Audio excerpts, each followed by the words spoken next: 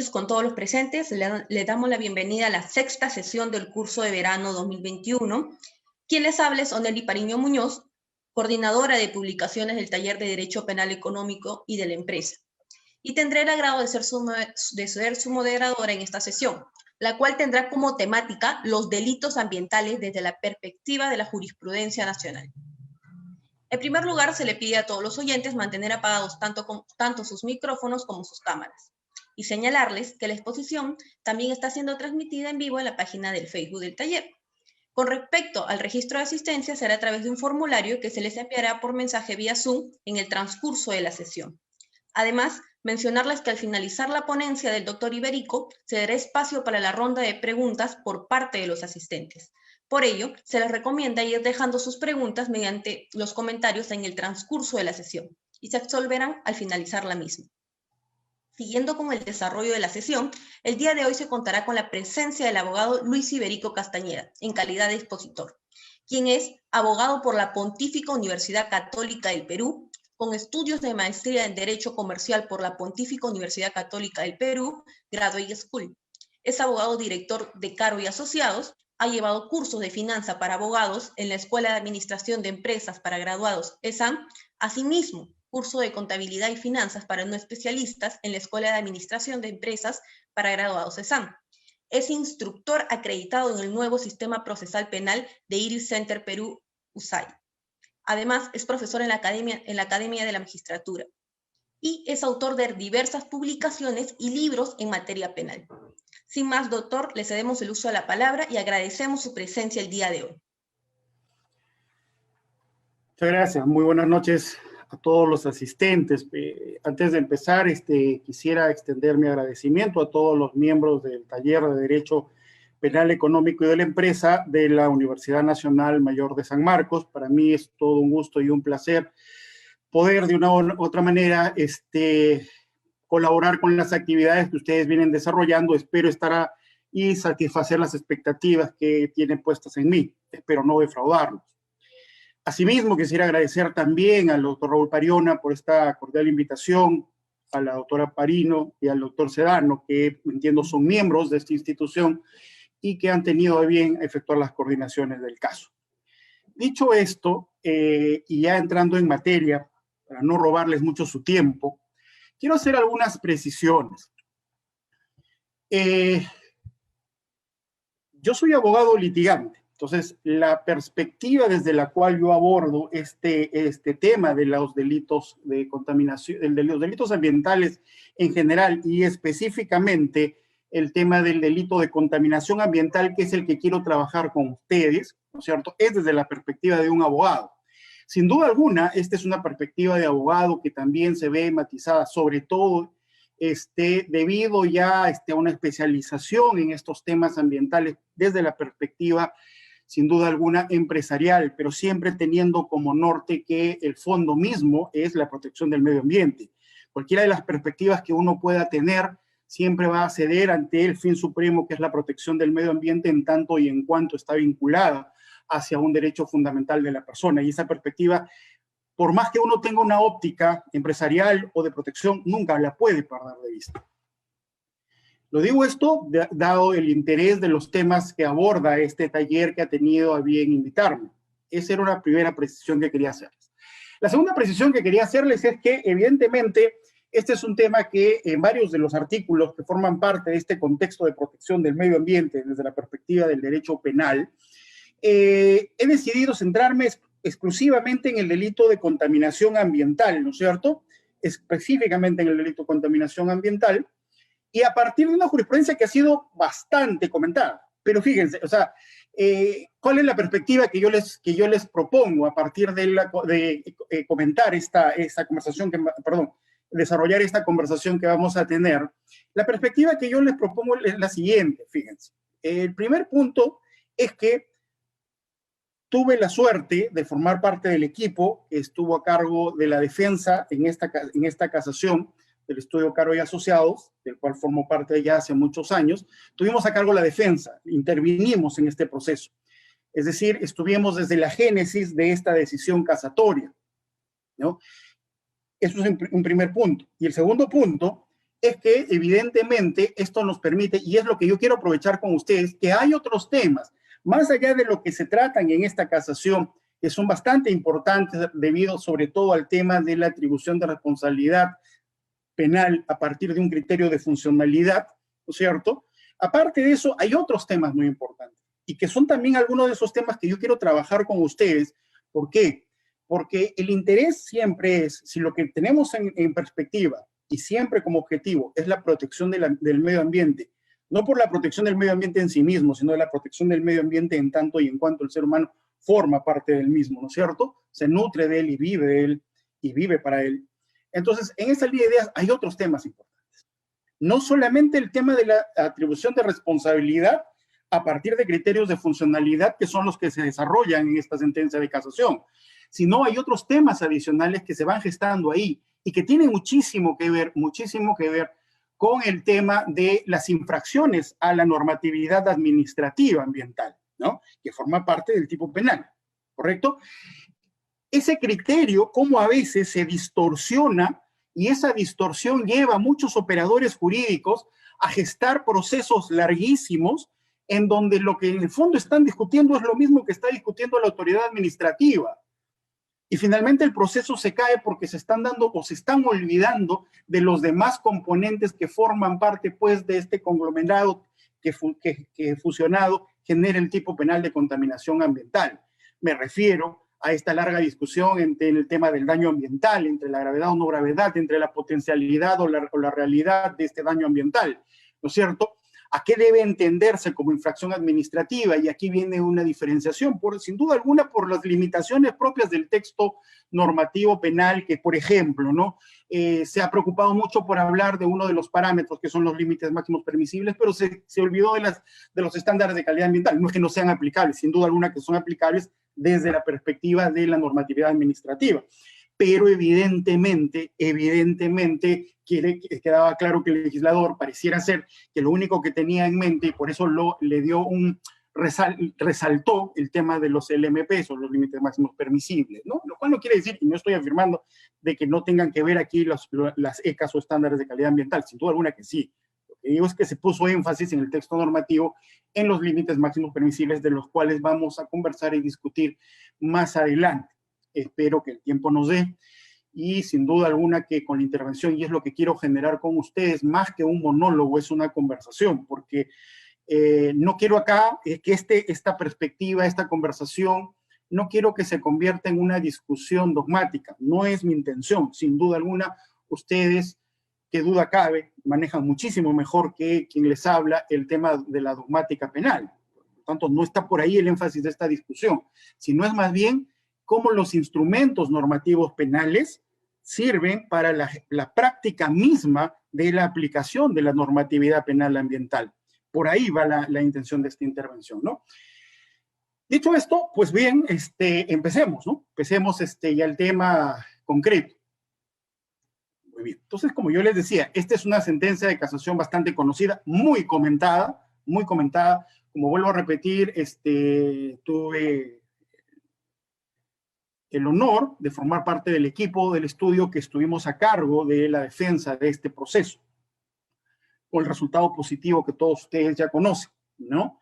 Pero creo que la Corte Suprema además fija bastantes criterios que son bastante importantes, no solamente, y qué duda cabe, no solamente para el contexto de empresas mineras, que era el tema en discusión, es en general para todo el tema empresarial, ¿no es cierto? Y trasciende el tema empresarial porque va hacia un ámbito mucho mayor que es el de la persona jurídica. Muy bien, sin duda alguna, la empresa no es una sola de las manifestaciones de la persona jurídica. Que duda cabe que no.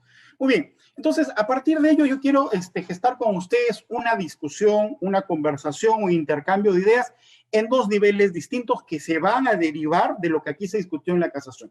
El primer nivel, perdón, que duda cabe, es algo que ustedes lo pueden encontrar en nutridos artículos, ¿no? Comentarios al respecto, sí, sin duda, que se está referido a la atribución personal de responsabilidad penal. Muy bien. Acá quiero yo poner en énfasis algunas prácticas de parte de los operadores jurídicos que muchas veces generan ciertas distorsiones al proceso. Y vamos a comentar, por lo menos para lo que nos atañe a nosotros, el contexto del artículo 314A del Código Penal, que hace una remisión a los artículos 23 y 27 del Código Penal, el artículo 7º del título preliminar del Código Penal, ¿no? Que es el principio de proscripción de la responsabilidad objetiva en materia penal, y sin duda alguna los factores de atribución de responsabilidad penal, a diferencia de los factores de atribución de responsabilidad civil, que aceptan factores objetivos, como por ejemplo el riesgo o la responsabilidad vicarial, en materia penal son factores de atribución de responsabilidad subjetivas, ¿cierto? El dolo y la culpa. También quiero hacer énfasis en este contexto y que muchas veces se confunde. Nunca hay que perder de vista la diferencia entre lo que son los deberes institucionales que toda empresa tiene de protección hacia el medio ambiente y no confundirlos con los que son ya los deberes funcionales que forman parte del cargo al interno de dicha empresa o de dicha persona jurídica en general. Muchas veces este elemento central, porque no es de menor cuantía, sin duda alguna, que muchos de los casos en materia ambiental son por delitos de omisión. En todo caso, esa es la forma como enfoca el Ministerio Público en muchos casos la atribución de responsabilidad a través de una figura o de una estructura omisiva. Y entonces en la cual, sin duda alguna, tienen que de una u otra manera trabajar el tema del deber de garante o posición de garante, ¿no? Entonces eso está vinculado al tema funcional.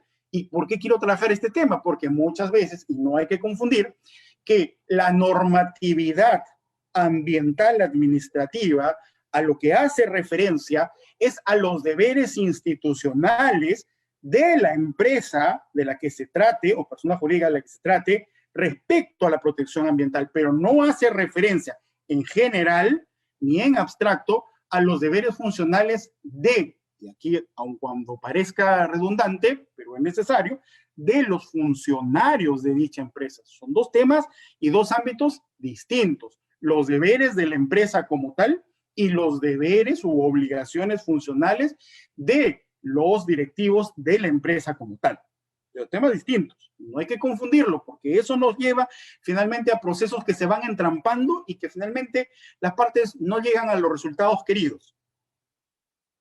Y el último tema, no menos, y por ello no menos importante, yo creo que es de mayor relevancia, porque es un tema que está mencionado en esta casación, pero no se desarrolla.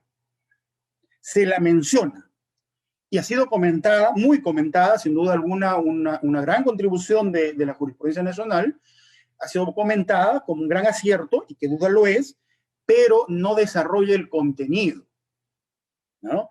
Tampoco tendría por qué hacerlo, ¿de acuerdo?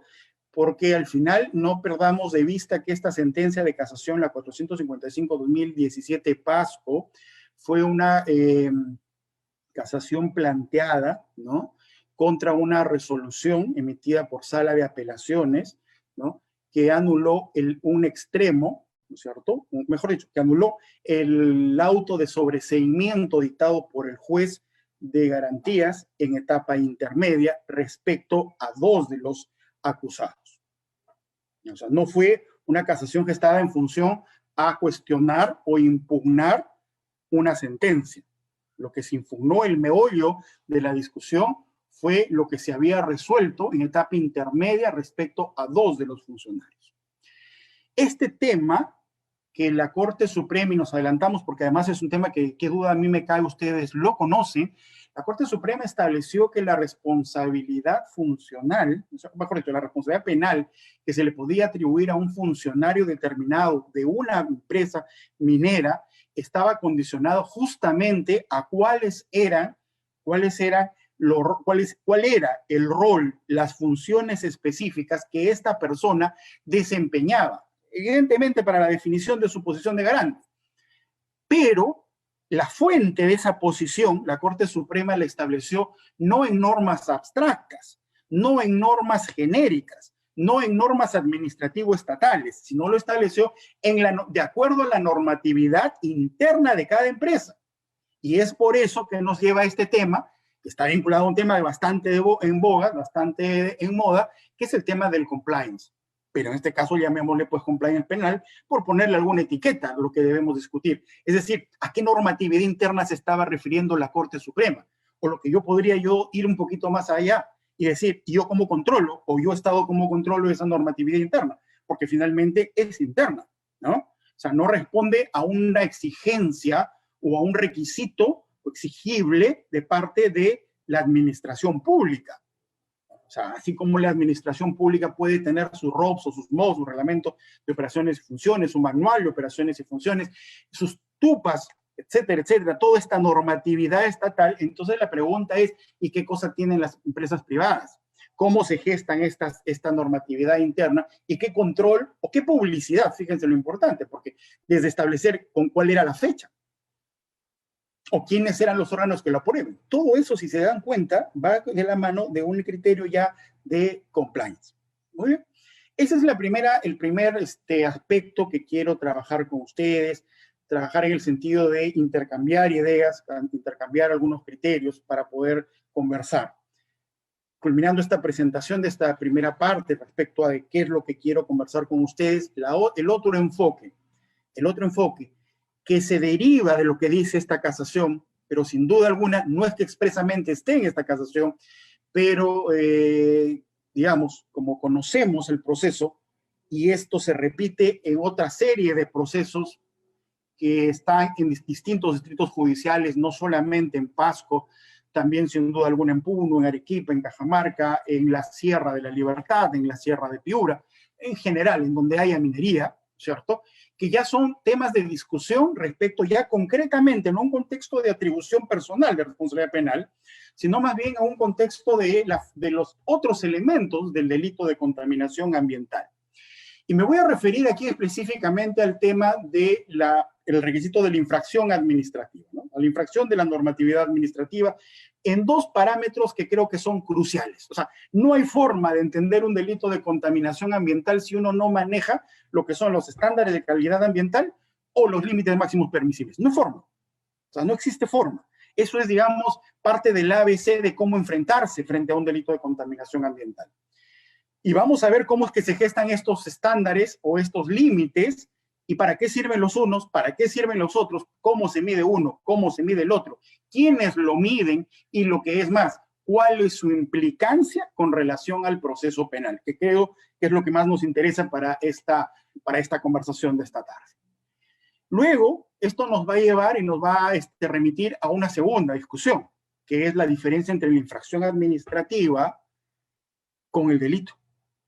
Esto que puede parecernos a nosotros una verdad de perogrullo, ¿no? Y uno diría, oiga, pero eso es un tema del ABC, ¿no es cierto? Para eso tienes el tema del NIS sin idem, que trata de justamente resolver este conflicto entre infracción administrativa y delito. Miren,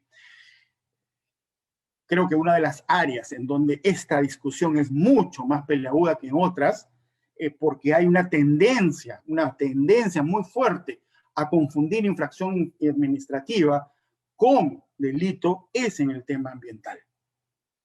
Entonces, acá los márgenes y los linderos son muy tenues, demasiado tenues, diría yo.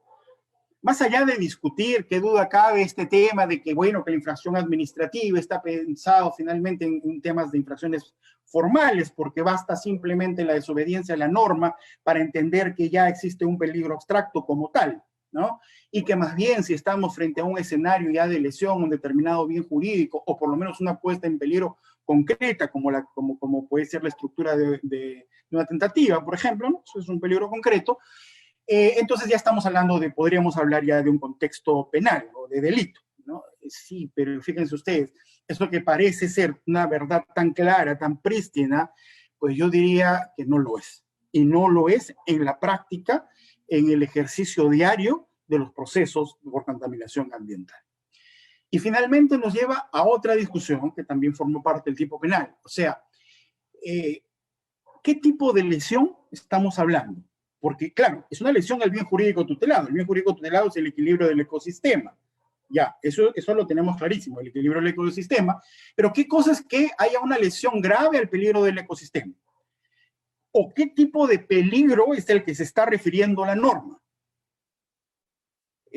Siempre te dicen, ¿no? Y utilizan un genérico como dice, no, es que puede ser peligro potencial. Y el peligro potencial tú lo defines como un peligro abstracto, lo defines como más parecido a una infracción administrativa, lo defines o lo concibes como un peligro concreto, es decir, una proximidad a la lesión más parecido a una tentativa, o bueno, lo concibes como últimamente lo está haciendo, por ejemplo, la Procuraduría del Estado en Asuntos Ambientales, como un delito hipotético, ¿no? De aptitud. En fin, yo creo que es demasiada discusión para un tema que creo que es más simple que eso. Pero eso es una propuesta que les quiero hacer, pero ya más adelante, y la conversamos. Entonces, doctores, resumiendo, esta conversación versa sobre discutir algunos tópicos que se derivan de esta sentencia de casación, bastante comentada, en dos aspectos centrales. Uno, el referido a la atribución de personal de responsabilidad penal, y el otro referido a los elementos, algunos elementos del tipo penal de contaminación ambiental propiamente dicho. Esas serían las dos temáticas que espero la hora nos permita poder conversar sobre ello. Con lo cual, rogaría, por favor, la doctora Marino, si podemos cambiar de diapositiva. Muy bien, muchísimas gracias. Bien. Normalmente la Fiscalía, cuando inicia un proceso o iniciaba un proceso, he visto ya algunos cambios al respecto, sobre todo cambios que vienen en mi concepto ya influido, que vienen con la influencia de lo ya resuelto por la Corte Suprema en la sentencia de casación que estamos mencionando. Pero digamos, esos son algunos cambios, pero no en todas las fiscalías. Pero entonces, lo que había uno siempre era que una imputación por delito de contaminación ambiental siempre estaba referido al presidente del directorio o al gerente general.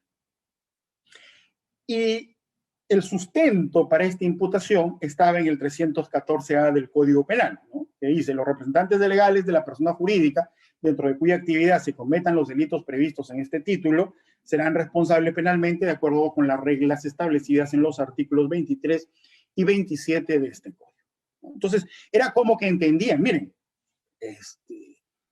si tenemos tiempo, o bueno, en todo caso podemos coordinar con los organizadores para tratar de brindarles alguna jurisprudencia, pero ha habido momentos en los cuales incluso los fiscales denunciaban por el delito de contaminación ambiental, artículo 304, y el delito de responsabilidad de los representantes legales, 314A, como si el 314A fuera un delito, como si el 314A fuese un tipo penal, ¿no? O sea, hasta delito le habían dado la categoría.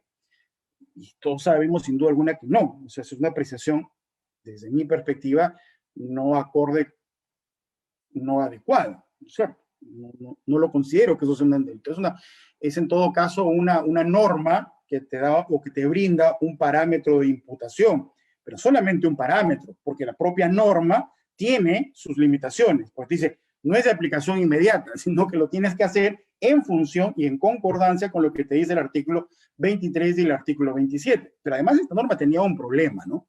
El problema era el siguiente, que de cómo es que llegaban a la conclusión, ¿no es cierto?, los operadores jurídicos, que si esta norma te decía que respondían, y si respondían también, obviamente, tenían que ser procesados, los representantes de la persona jurídica, ¿cómo es que llegaban a la conclusión que el representante de la persona jurídica, representante legal de la persona jurídica, era el gerente general o el presidente del directorio o ambos, ¿no? Y digo esto porque si bien es cierto, por ejemplo, la Ley General de Sociedades, estamos hablando de la Ley General de Sociedades, ¿no?, la 26887, que fue modificada, sobre todo por la modificación, ¿no?, del Decreto Legislativo 1332, donde establece, ¿no?, la representación casi unímoda del gerente general. Hace mucho énfasis en la representación del gerente general.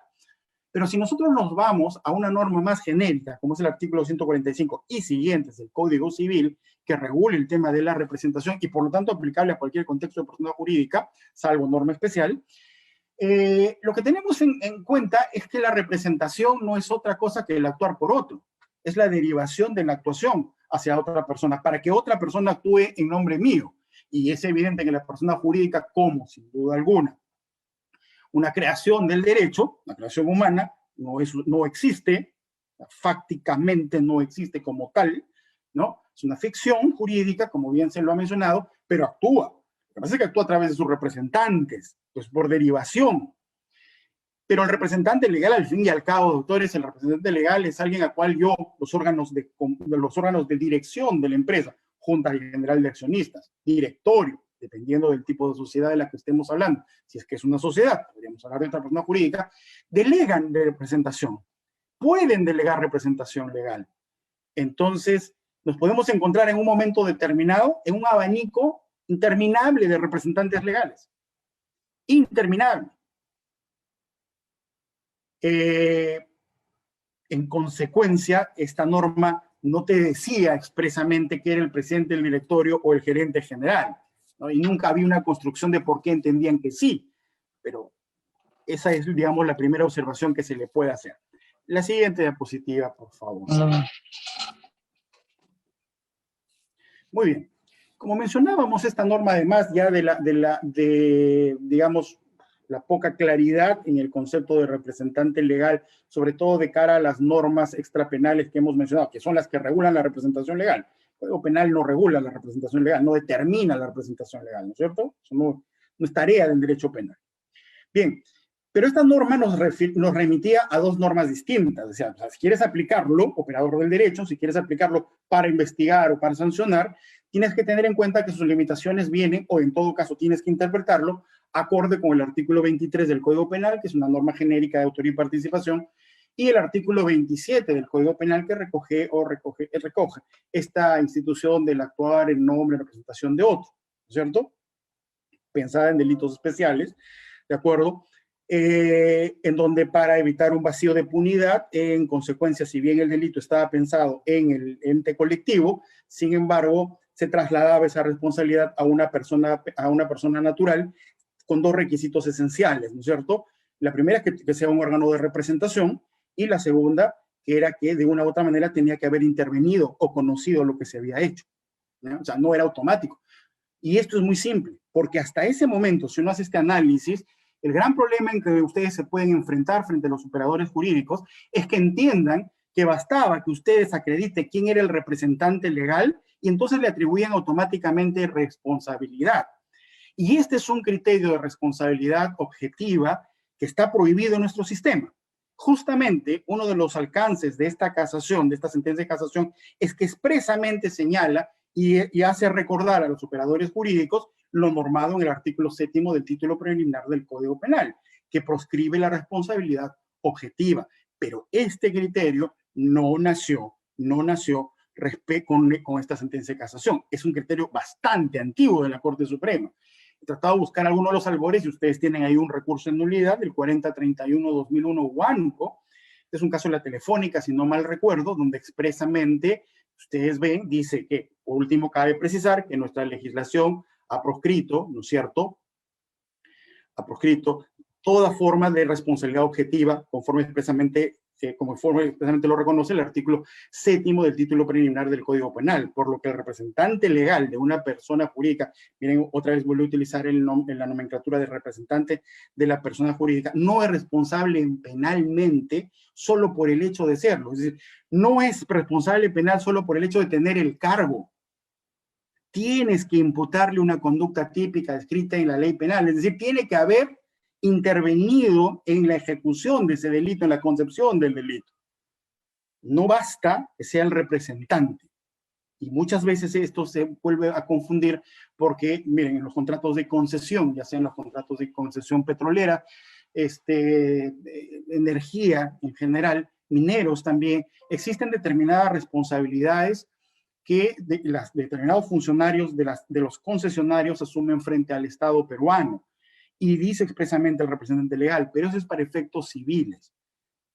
Para efectos civiles, ¿correcto? Para efectos administrativos, no para efectos penales, porque para efectos penales tienen ustedes la protección del artículo 7º del Código, del título preliminar del Código Penal, que les va a proscribir toda forma de responsabilidad objetiva. Traducción, no te pueden atribuir responsabilidad penal por el hecho de ser simplemente el representante legal de la empresa en la cual se cometió el delito. Eso no ocurre, está prohibido. Esta sentencia de casación lo reafirma, pero reitero, criterio jurisprudencial bastante antiguo en la Corte Suprema, y les he tratado de conseguir esta ejecutoria suprema, antiguo Código Procesal Penal, de un caso expresamente donde la Corte Suprema lo cita expresamente. ¿Correcto? La siguiente, por favor. Muy bien. Este tema, fíjense ustedes, entonces hay que ir construyéndolo. Esta norma del Código Penal que establecía la responsabilidad de los representantes legales, ya la hemos trabajado, vemos que no es una norma, no es un delito primero, ¿no es cierto? No es ningún tipo penal, no hay una norma primaria que esté ahí, o una norma secundaria, o norma jurídico-penal, no tiene esa función, ¿correcto? Esta norma no te establece bajo ningún criterio de que basta que seas representante legal de una empresa para que tú respondas de los delitos que se cometen, delitos ambientales que se cometan al interior de esa organización. Eso no funciona, no es así. Adicionalmente, como esfera de protección, tienes el artículo 7º del título preliminar. Pero esta sentencia de casación da un paso adicional, ¿no es cierto? Dice, justamente dice, el gran problema, y lo cita como tal, del fiscal fue haber entendido a este delito ambiental como un delito de dominio, cuando tuvo que haberlo entendido como un delito de infracción al deber. Entonces, la atribución de responsabilidad tenía que hacerse en función o en base a las funciones, ¿no es cierto?, a los deberes que tenían determinados personajes de la organización de esta institución respecto a la protección del medio ambiente. Y esto es muy importante. Miren, acá ya no es un concepto abstracto de el representante legal. No. Tienes que ubicar al funcionario que dentro del organigrama, jerarquía, funcionalidad de la empresa y dentro de las funciones que éste desarrolle, tú tienes que identificar quién es el que tenía la posición de garante respecto al bien jurídico tutelado, no respecto al bien jurídico tutelado. En este caso es a la fuente de riesgo, a la fuente de peligro. ¿Correcto? Entonces, y el siguiente paso es, ok, muy bien, ya sé que no es el representante legal. Podría serlo, ¿no? En la medida que funcionalmente también hubiera tenido la posición de protección. No es solo, no es el basta de que sea, no es el representante legal. Es el funcionario que dentro de la descripción de su competencia tenía el deber de evitación del resultado. Sobre todo, vuelvo a repetir, porque la gran mayoría de estos delitos se denuncian desde su esfera básicamente omisiva, desde la estructura omisiva. ¿Correcto? Entonces tenías que ubicar a esta persona. El siguiente paso era, bueno, ¿y cómo me entero de quién era el funcionario que tenía esta competencia? ¿No? ¿Quién era? ¿Cómo es? ¿En qué ley lo encuentro? ¿Qué norma me dice? ¿Le pido un informe fundamentado a EFA? ¿Le pido un informe fundamentado al ALA, al ANA, o CINERMIN? ¿A qué ente regulador se lo pido? ¿No? ¿Qué norma investigo? Y no, la Corte Suprema va más allá y dice, no, es que estás hablando en general de personas jurídicas privadas, son empresas. Y en consecuencia las empresas internamente se estructuran y se organizan, ¿correcto? Siempre y cuando respetando los cargos que la ley exija, como por ejemplo, si es una sociedad anónima abierta, evidentemente tiene que haber una junta general de accionistas, tiene que haber un directorio, tiene que haber un gerente. Y si son varios gerentes, expresamente la ley les dice, tienes que indicarme quién es el gerente general. Pero salvo esos requisitos en general, ya tu administración, tu organización interna, tú la defines. Por eso que la Corte Suprema dice es, quien tenga esas funciones conforme la normatividad interna de la empresa. Claro, cuando estamos ante entidades estatales, esto puede ser mucho más simple, mucho más sencillo, porque podríamos alegar la existencia de un ROF, de un MOF, un reglamento de operación y funciones, de un manual de operación y funciones, ¿no? De un TUPA, pero no. ¿Cuál es entonces ese documento, ese elemento que me va a permitir a mí, interno de la persona jurídica de la empresa, determinar quién era la persona que tenía a su cargo el deber de evitación? Una tingencia previa. No nos confundamos, doctores. No son los estatutos de la empresa. Podrían serlo, pero el estatuto ustedes saben que básicamente es un elemento bastante genérico. A falta de, sin duda alguna, ojalá nos ayude el estatuto.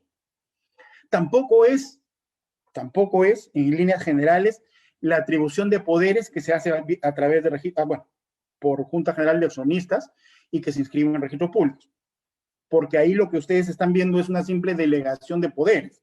O sea, tú puedes hacer esto, pero no es un tema de que a ti te compete hacer esto al interior de la empresa. Es que tú tienes representación, pareces hacer esto hacia afuera. O sea, no es, o sea, puede ocurrir, puede suceder, a falta de, puede ser un instrumento útil. Creo yo que no es el instrumento más útil. Reitero, puede serlo, a falta de. Entonces, aquí nuevamente, por eso es que yo les comentaba, aquí entra a tallar pues el tema del compliance, ¿no es cierto? Porque internamente, si yo estoy frente a una empresa y debo entender que es una empresa formal, esta empresa, cada cargo que tiene, nadie le dice qué cargos deba tener, ya salvo la tingencia que hemos hecho de la Ley General de Sociedades, pero salvo ello, en líneas generales, cada empresa tiene la distribución como ellos se les ocurra, por decir. Y estamos hablando del campo operativo, no del campo discrecional que es el directorio, Junta General de Accionistas, sino hacia abajo. Sin duda alguna, digamos, el esquema normal y general es que partes de un gerente general. Este gerente general en algunas empresas tiene gerentes de línea, gerentes de operaciones, gerentes ambientales, gerentes de regulación, gerentes legales, etcétera, etcétera. Eso, vuelvo a repetir, eso es interno. Pueden no tener gerentes debajo de, pueden tener las estructuras de vicepresidencias. Gerente general, del gerente general, reportan a vicepresidencias, de vicepresidencias a gerentes de línea, de gerentes de línea a superintendentes y de superintendentes hacia abajo hacia jefes. Es un árbol. No digo que así sea. Estoy poniendo como ejemplo alguna estructura, pero esa estructura tiene que estar en un documento y esa estructura tiene que estar en un documento de fecha cierta. La estructura tiene que haberse aprobado en un momento determinado, ¿correcto? Ahora, no solamente basta tener el árbol como foto, como figura, ¿no es cierto? Las entidades estatales son campeonas en esto, ¿no es cierto? Uno entra a una entidad estatal, por ejemplo, a una dependencia, sobre todo militar, policial, y uno encuentra el organigrama. ¡Pum! Enorme, gigante, ¿no es cierto? Bueno, las empresas tienen que tener lo mismo. No lo digo que lo tengan en un cuadro. Podrían tenerlo sistematizado. Pero el siguiente paso es el más importante. Cada uno de esos cuadriláteros tiene un nombre y un cargo, pero lo más importante es el perfil del puesto. Y el perfil del puesto significa no solamente la descripción de cuáles son las características que debe reunir la persona que va a ocupar ese puesto. Eso es muy importante, doctores, porque claro, recuerdan ustedes que finalmente en el proceso penal no solamente ustedes van a discutir una pretensión punitiva, van a discutir también una pretensión resarcitoria, una pretensión que está acumulada al proceso penal, autónomamente, con su propia autonomía, pero se discute acumulativamente dentro del proceso penal. Y ahí, por ejemplo, uno de los factores de atribución de responsabilidad, porque si estás hablando del tercero civil responsable, por ejemplo, es el tema de la culpa in eligendo, ¿no? O sea, la culpa en la elección. Por eso es que las empresas serias, formales, tienen un perfil de puesto donde antes de haber elegido a la persona que lo va a ocupar, te dice cuáles son las características que debe tener esta persona. Por ejemplo, por decir algo, te puede decir, tiene que ser ingeniero civil, tiene que ser ingeniero de minas, tiene que ser ingeniero ambiental, tiene que haber tenido tantos años de servicio, experiencia en el sector público tantos, experiencia en el sector privado tantos. Lo estoy inventando, eso no digo que así sea, pero es que eso es lo ideal, ¿no es cierto? Un perfil de puesto. Pero no solamente ya el perfil de puesto implica cuáles son los requisitos que debe tener. Eso para efectos civiles tiene mucha implicancia, para efectos penales no tanto, pero sí la construcción luego. O sea, ¿qué más tiene este perfil de puesto? Y ahí lo detallo, ¿no? Fíjense, este perfil de puesto tiene que decir básicamente cuál es su nivel de reporte de este funcionario.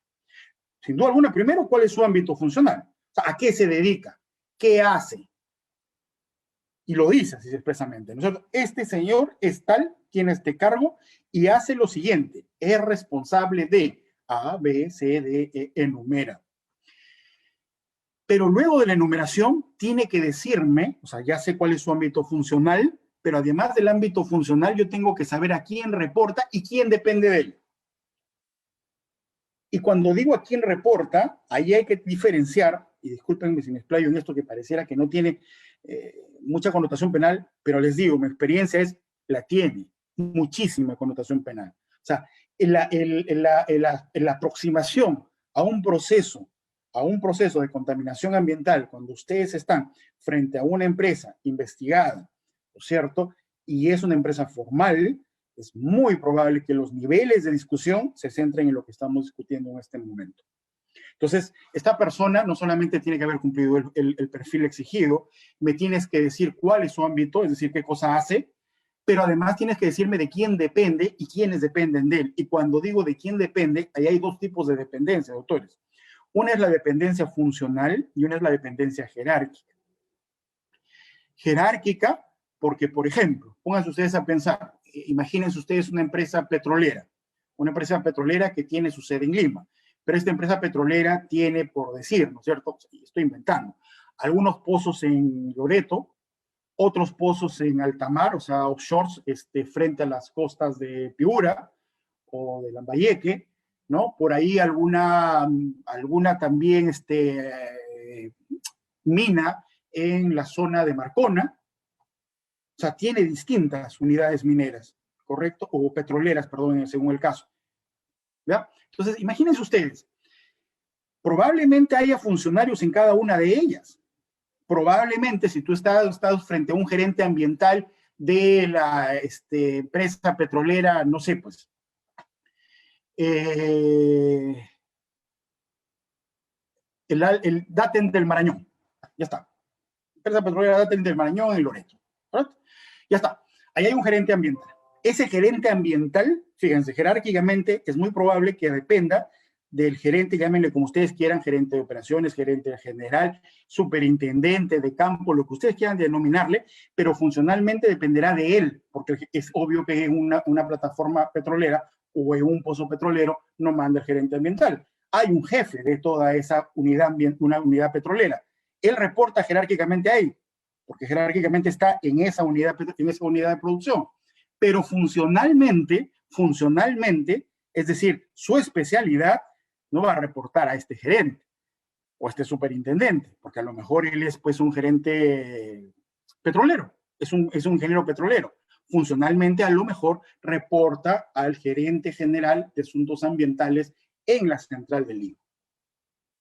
Todo eso es muy importante al momento de atribuir responsabilidad y por eso es muy importante saber quién tiene el ámbito funcional de protección de la fuente de riesgo, pero a quién reporta y quiénes dependen de él. Y cuando me refiero a quiénes dependen de él, pónganse ustedes a pensar en la aplicación del principio de confianza, ¿correcto? Entonces, es muy importante que todo esto se conozca. Y el último dato, no basta que yo sepa cuál es el organigrama, no basta que yo sepa cuál es la descripción del perfil de puesto de la persona encargada o la que tiene el ámbito funcional de protección. No basta que yo sepa cuáles son sus niveles de reporte, es decir, a quién reporta jerárquicamente y a quién reporta funcionalmente, sino que adicionalmente yo tengo que saber cuáles son los procedimientos de reporte. Pónganse ustedes a pensar en lo siguiente, ¿no? Pónganse ustedes a pensar de que este es un gerente ambiental. Lo que pasa es que utilizo la figura del gerente ambiental, no sé, pues jefe de asuntos ambientales, superintendente ambiental, la denominación que ustedes quieran, pues es un tema interno. Que está en el pozo petrolero ubicado en el lote 3A. No sé si el lote 3A está en Loreto. Estamos poniendo un caso hipotético, ¿no? Entonces, pónganse ustedes a pensar que este señor ha ocurrido un derrame de petróleo por la ruptura de una de las vías, ¿no? de las tuberías. ¿Correcto? Entonces, inmediatamente uno piensa, esto es responsabilidad del gerente ambiental. El gerente ambiental dice, no, porque yo no tengo la capacidad de ir y parchar la tubería. Yo no tengo esa capacidad. Y entonces, pero tú monitoreaste la tubería. Sí, mi obligación es monitorearla. Bueno, pero debiste haberte dado cuenta que había un decaimiento en la malla metálica de la tubería. Sí, lo vi. ¿Y qué hiciste con eso? Pues lo reporté. ¿Y cómo lo reportaste? Lo llamé por teléfono o cuando nos encontramos en el comedor con el gerente del pozo, yo le dije, y tú le dijiste, sí, yo le mencioné, justamente le dije, mira, ahí este tema, incluso salimos y juntos lo vimos y vimos que efectivamente había un deterioro en la malla metálica de protección de la tubería. Y yo le pregunto luego al gerente y el gerente me dice, a mí no me dijo nada. No, pero sí te dije. Y entonces estamos otra vez en un entrampamiento. Entonces ahí viene la lógica del compliance. ¿Era lógico que en una operación de este nivel el nivel de reporte sea verbal? No, ese nivel de reporte tiene que estar normativizado internamente, tiene que haber un mecanismo de comunicación, un correo electrónico, si hubiera sido antiguo les hubiera dicho un fax, si fuera administración pública de antaño, ya no, obviamente, les hubiera dicho un memorándum o cosas por el estilo, ¿no? Pero el mecanismo no importa, pero el mecanismo tiene que estar. ¿Por qué? Para efectos de probanza. Para efectos de probanza. Entonces, fíjense, estos temas del compliance ambiental que se derivan, si ustedes se dan cuenta, se derivan, es el contenido, es la derivación inmediata de lo que dijo la Corte Suprema, está referido a este compliance, a este tema de tenemos que saber cuál es la estructura funcional de la empresa, tenemos que saber los perfiles de puesto de cada uno de los funcionarios involucrados o que tengan alguna vinculación con. Tenemos que saber cuáles son los procedimientos de reporte que tiene hacia arriba y hacia abajo. Eso es lo que yo quería mencionarles, que es un tema, creo yo, muy importante a la hora de enfrentar un proceso por contaminación ambiental. La siguiente, por favor. Muy bien. Pasamos la página, ¿no es cierto? Con cargo, sin duda alguna, no conclusivamente, porque luego conversaremos, ¿no? Lo más importante acá no es que me escuchen, yo simplemente les voy trayendo algunos temas para que ustedes lo reflexionen, o si ya lo tienen trabajado, sin duda alguna lo conversemos, ¿no? El otro tema que yo le diga, la otra perspectiva y el otro aspecto que yo entiendo que se puede derivar de esta sentencia de casación, está referida al tema de la infracción en normativa ambiental, ¿no?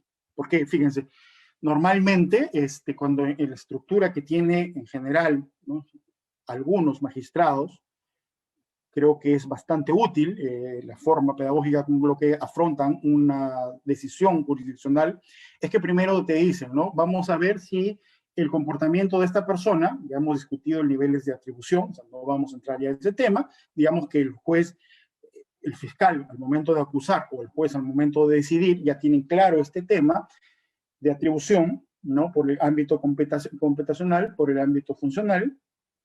Entonces pasan al otro elemento, y entonces aquí el elemento es, ok, mi primer elemento de la tipicidad es si este comportamiento infringió la normatividad ambiental.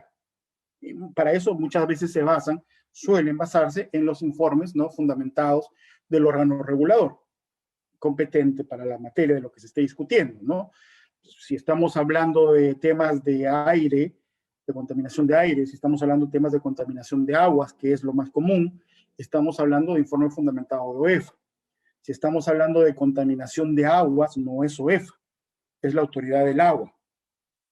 ¿Correcto? Es la autoridad del agua, ya sea la Autoridad Nacional del Agua, o ya sea la Autoridad Local del Agua, o las autoridades administrativas del agua. ANA, pero es la autoridad del agua, para la medición de la calidad del agua. Entonces, fíjense, la discusión radica ya directamente en establecer en qué consistió el elemento contaminante.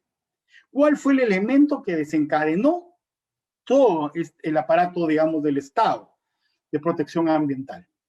Y la contaminación, básicamente para contextos mineros, se puede dar de dos maneras. O porque has excedido los estándares de calidad ambiental, o porque has excedido los límites máximos permisibles. Todos sabemos que desde el momento en que está durmiendo, pero ya desde que nos despertamos, contaminamos el medio ambiente, ¿no es cierto? Desde tener la conciencia qué cosa es lo que respiramos y qué cosa es lo que exhalamos, ¿no?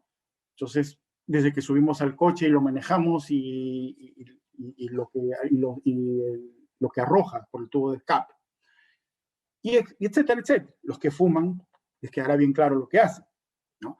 Sin embargo, claro, o sea, uno no puede legislar diciendo que está prohibido contaminar, porque evidentemente lo que ocurriría sería una parálisis social. En consecuencia, lo que se establece son niveles de tolerancia, ¿no? Hasta determinado tema, hasta determinado punto, yo tolero que contamines, hasta determinado punto. A veces por razones naturales, a veces y básicamente por acciones de la actividad humana. Entonces, estos niveles de tolerancia, estos estándares de medición, básicamente se utilizan dos. el ECA, el estándar de calidad ambiental, y el LMP. El ECA sirve, o sea, estos estándares de calidad ambiental, ¿no es cierto?, que sirven para medir los determinados componentes biológicos, físicos, químicos que tiene el cuerpo receptor. La palabra clave es el cuerpo receptor. ¿Qué cosa se mide? ¿Dónde miden los ECAs? En el cuerpo receptor. Por ejemplo, un río, una laguna, el mar, cuerpo receptor, porque recibe. El suelo, cuerpo receptor. El aire, cuerpo receptor. ¿No es cierto? Él recibe los efluentes, los vertimientos, ¿no? Los vertimientos de la actividad humana terminan ¿en dónde? Terminan en los cuerpos receptores. ¿Cómo mido si los cuerpos receptores están dentro de los estándares permitidos? A través de la comparación de la toma de muestra, ustedes lo ven en la imagen, y lo comparan, es una imagen, perdón, había olvidado la referencia, es una imagen de UEFA, y lo comparan expresamente con el estándar. Es una simple comparación. Entonces, fíjense, ECA mide cuerpo receptor. Este cuerpo receptor, y acá hay que tener mucho cuidado. ¿Por qué? Porque cuando ustedes quieren generar un proceso penal en función a la contravención de los estándares de calidad, a la superación de estándares de calidad, ¿no es cierto?, a la infracción a los límites establecidos, a la tolerancia establecida por los estándares de calidad ambiental, primero tienen que verificar que haya la norma peruana. Y esto es muy importante. Y ustedes me dirán, pero bueno, seríamos ilusos de pensar de que el Perú no tiene estos estándares de calidad para todos los componentes, del medio ambiente. Y bueno, tengo que decirles que lamentablemente es así, no los tiene para todos. Hay sin duda alguna estándar de calidad ambiental para agua, pero no hay, por ejemplo, para sedimento. El sedimento es la parte fangosa que está debajo, por ejemplo, de un torrente de agua o de un cuerpo de agua como una laguna, lo que está abajo, sedimento, ¿correcto? Eso también se contamina, pero el sedimento no tiene ECA. Tan es así que normalmente, por decirles, OEFA lo que suele utilizar es una norma de referencia. Es una norma que ahí le tienen el nombre, o sea, no vamos a leerlo en inglés, lo llamaremos por sus siglas, la CEQG, ¿correcto? Que es una norma canadiense, pero ahí hay que tengan mucho cuidado, porque ustedes, sin duda alguna, como estados penalistas, saben perfectamente que yo no voy a poder completar mi ley penal en blanco, este supuesto de hecho que tiene que verificarse la infracción a la norma y establecer un contexto de contaminación ambiental por superación de ECAs en comparación con una norma que no forma parte de nuestra legislación nacional. Puede ser muy referencial, puede ser muy técnica, pero no es norma nacional. Entonces, en mi criterio, ustedes no pueden completar esa ley penal en blanco, el supuesto de hecho la ley penal en blanco, a través de una norma que no existe para nuestra legislación. Vuelvo a repetir, por más acertada y por más técnica que sea, esa norma canadiense, por ejemplo, es una norma de referencia y nada más. Ahora, esto no solamente pasa para sedimentos, también pasa para aguas subterráneas. Las aguas subterráneas tampoco se ha establecido un ECA y eso es muy complicado. Es muy complicado, doctores, porque justamente veía una de las preguntas. Y entonces, ¿cómo establezco el nivel de contaminación si no tengo el parámetro de comparación? Principio de legalidad, ¿no? Y eso no es responsabilidad del Ministerio Público, del Poder Judicial, de la Defensa. Eso es responsabilidad estrictamente del Estado, ¿no? Muy bien. Pero fíjense ustedes que cuando ustedes están frente a una determinación de contaminación ambiental en función de superación o infracción a la tolerancia de los ECAs, no solamente que tienen que verificar la existencia del ECA, sino que además la propia ley la Ley General del Ambiente, la 28611, en su artículo 31.4, y esto es bien importante, establece claramente que ninguna autoridad puede imputar responsabilidad, ni menos penal, no es que ni siquiera, ni menos penal, si no establece la relación de causalidad entre la condición, por ejemplo, de ese río, de ese riachuelo, ¿correcto?, con una actividad humana. A saber, pónganse ustedes a pensar dentro de esa fotografía que al costado ese terreno forme parte de una concesión minera. Pongamos a pensar eso. ¿Correcto? Va el funcionario del órgano regulador, toma la muestra, la remite al laboratorio correspondiente acreditado y los resultados son que hay justamente transgresión de ECAS. Lo que te dice la Ley General del Ambiente está bien. Lo que tú has detectado es que hay un problema ambiental en el agua de ese riachuelo. Pero si tú quieres saltar de ese tema para atribuirle responsabilidad a una actividad de una persona o un funcionario competente de una persona jurídica o de una empresa, tienes que haber determinado la relación de causalidad.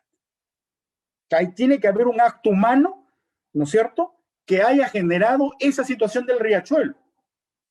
Y eso es bien complicado. Porque pónganse a pensar, no estoy diciendo que este sea un caso real, pero estoy tratando de aprovecharme de la diapositiva. Si yo me pongo a mirar y el señor representante que está tomando la muestra, miren dónde la toma, ¿no? Entonces, normalmente cuando uno toma muestras, toma 3 tipos de muestras. Cuando se trata de un río, por ejemplo, toma 3 muestras, no 3 tipos, sino en 3 lugares que son puntos de monitoreo, los toma. Aguas arriba, justo frente a donde entiende que se está produciendo la contaminación, y aguas abajo. ¿Por qué aguas arriba? Porque hay que ver si el agua estaba limpia antes de que esté, por ejemplo, frente a tu desagüe. Porque si yo verifico que aguas arriba tiene la misma composición que tu desagüe, entonces, ¿qué cosa quiere decir eso? Que tú no has generado la contaminación, lo están generando más arriba, ¿correcto? De la misma manera, ¿qué pasa si aguas arriba tiene una composición, ¿no es cierto?, de elementos, ese cuerpo receptor muy, muy, muy cargada, con mucha superación del ECA, a nivel de tu desagüe, se mantiene en el mismo nivel, pero de aguas abajo, no existiendo otro vertimiento en el camino, mejora la condición ambiental. Eso sin duda alguna lo que va a demostrar es que tú no eres el responsable de esa contaminación. Pero si, por ejemplo, yo lo que tomo ahí es que aguas arriba está limpio, que tu desagüe está contaminado, está superando, y que aguas abajo ya está mucho más superando el agua, entonces, ¿qué cosa me está diciendo esa lectura? Me está diciendo que tú eres el responsable de la contaminación. Entonces, hay que demostrar la relación de causalidad para poder atribuir responsabilidad cuando estamos en la esfera de estándares de calidad ambiental, que son las tomas de muestra que se hace al cuerpo receptor, al agua del río. Pero fíjense ustedes, voy a tratar de acelerar, 1000 disculpas, que a veces ya me emociono por este tema, pero si ustedes se pongan en la foto, no estoy diciendo que esto sea un caso real, es simplemente una foto que he prestado para efectos académicos, disculpas, he olvidado solamente poner la referencia, la voy a poner en un segundo, pero ahí yo no veo ningún efluente. O sea, ¿ustedes ven alguna cañería? ¿Ustedes divisan algún canal que desemboque ahí? ¿O ustedes verifican que, por ejemplo, esté arrastrándose agua por la superficie? ¿No? Entonces, ¿cómo pueden demostrar que hay una relación de causalidad si no tienen un efluente? Efluente, la cañería, ¿no? Esas, por ejemplo, que cuando uno pasa por el puente del Ejército en la ciudad de Lima, ¿no es cierto?, y mira hacia esa parte que es con el talud tan hondo del río Rímac, y de repente ve una serie de cañerías que van saliendo de las paredes del río, ¿no? Esas cañerías son efluentes, pues. O sea, esos son los efluentes. Y eso me lleva al segundo estándar, al segundo ítem de medición, los límites máximos permisibles. La muestra de los límites máximos permisibles ya no se toma en donde cae el chorro, se toma en el chorro, se toma en el vertimiento, en el efluente. Toda empresa formal, ¿ya? Toda empresa formal tiene puntos de monitoreo. Esos puntos de monitoreo están establecidos por la autoridad administrativa, por el órgano regulador competente. Y toda medición que va a hacer el órgano regulador lo va a hacer en esos puntos, ¿correcto? Los va a hacer en esos puntos. Y ahí, fíjense ustedes, ahí hay un tema que es bastante importante. Si yo, por ejemplo, detecto que ese chorro que está cayendo, que ese efluente, que ese vertimiento ya tiene superación de límites máximos permisibles, es decir, por decir, el agua de mina está viniendo con superación de límites máximos permisibles y el cuerpo receptor agua también ha superado los ECAS, en una consistencia similar al chorro de agua que ya superó el MSP, ya establecieron la relación de causalidad. A eso se refiere la ley ambiental. Para eso sirven estos estándares.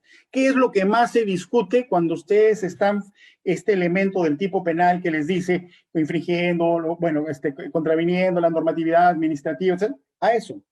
Hay que verificar si pasó eso. Hay que verificar si ocurrió ese tema. Ninguna empresa puede efectuar vertimientos que no estén autorizados por la ley. La ley me refiero a la normatividad estatal, por el órgano regulador o por el ente competente. Si tú quieres verter, porque fíjense ustedes, ¿qué pasa en la actividad minera? La actividad minera trabaja con agua. Para sus procesos trabaja con agua. Pero trabaja con agua y tiene la obligación de devolver el agua. Pero el agua la tiene que tratar de acuerdo a los niveles establecidos por la ley y las tiene que devolver al cuerpo receptor. El trabajo con agua lo hacen no solamente las empresas mineras, el trabajo con agua lo hace una empresa hidroeléctrica, por ejemplo, ¿no? Capta arriba, represa, deja caer en la represa y devuelve a lo que continúa del río. O sea, hay la obligación, o sea, tengo la permisología de utilizar el agua, pero tengo que luego tratarla y devolverla. Lo que no puedo devolver nunca, o sea, lo que no puedo deshacerme eso nunca, ¿no es cierto? Ya es del material producto de la misma operación minera. El relave. Eso no. Eso tiene un plan de cierre, una relavera que tiene que tener determinados estándares de calidad y efectivamente sus estándares de calidad tienen que tener hasta un tope de utilización y de uso de esa relavera y luego de lo cual ya viene ya la recuperación de ese producto, pero no es que se vuelva a reutilizar, no, queda ahí.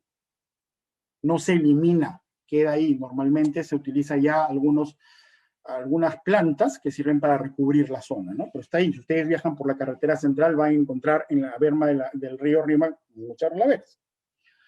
Bien, entonces fíjense, hay que tener siempre cuidado con este tema. Si ustedes están en el tema de los estándares de calidad ambiental, doctores, porque lo que ustedes están midiendo es la contaminación del río, de la laguna, del aire, del suelo, del cuerpo receptor, entonces ustedes van a utilizar ECAS, estándares de calidad ambiental.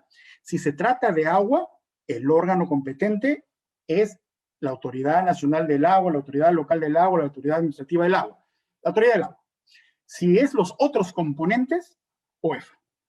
¿Correcto? Entonces, ahí le vuelvo a repetir. Primero verifiquen que exista la ECA. El ECA, no la ECA. El ECA, que existe el ECA, que forme parte de la legislación nacional. Y segundo, saben perfectamente que si ustedes encuentran un río que está contaminado o una laguna que está contaminada, no le pueden atribuir responsabilidad automáticamente a cualquier actividad humana que esté en el contorno o alrededor. Tienen que establecer la relación de causalidad con una actividad concreta que haya hecho esa persona a quien ustedes le quieren atribuir responsabilidad. Si por el contrario, lo que ustedes van a medir no es el cuerpo receptor, sino lo que caiga al cuerpo receptor, lo que provenga de la unidad minera, por ejemplo, lo que provenga de ahí, lo que ustedes van a medir es con límites máximos permisibles. ¿Correcto? Límites máximos permisibles. Y ahí, doctores, viene la segunda tingencia y les juro que con esto acabamos, o ya estamos casi acabando, ¿no? Así como hemos visto que hay que tener determinadas cuidado con relación a la utilización de los estándares de calidad ambiental, con relación a los límites máximos permisibles también, porque esto me va a permitir abordar una de las preguntas que poníamos en la presentación inicial, y es que no vayan a confundir, doctores, por favor, no generemos un cúmulo de procesos penales en donde lo que exista es una confusión entre una infracción administrativa y un delito.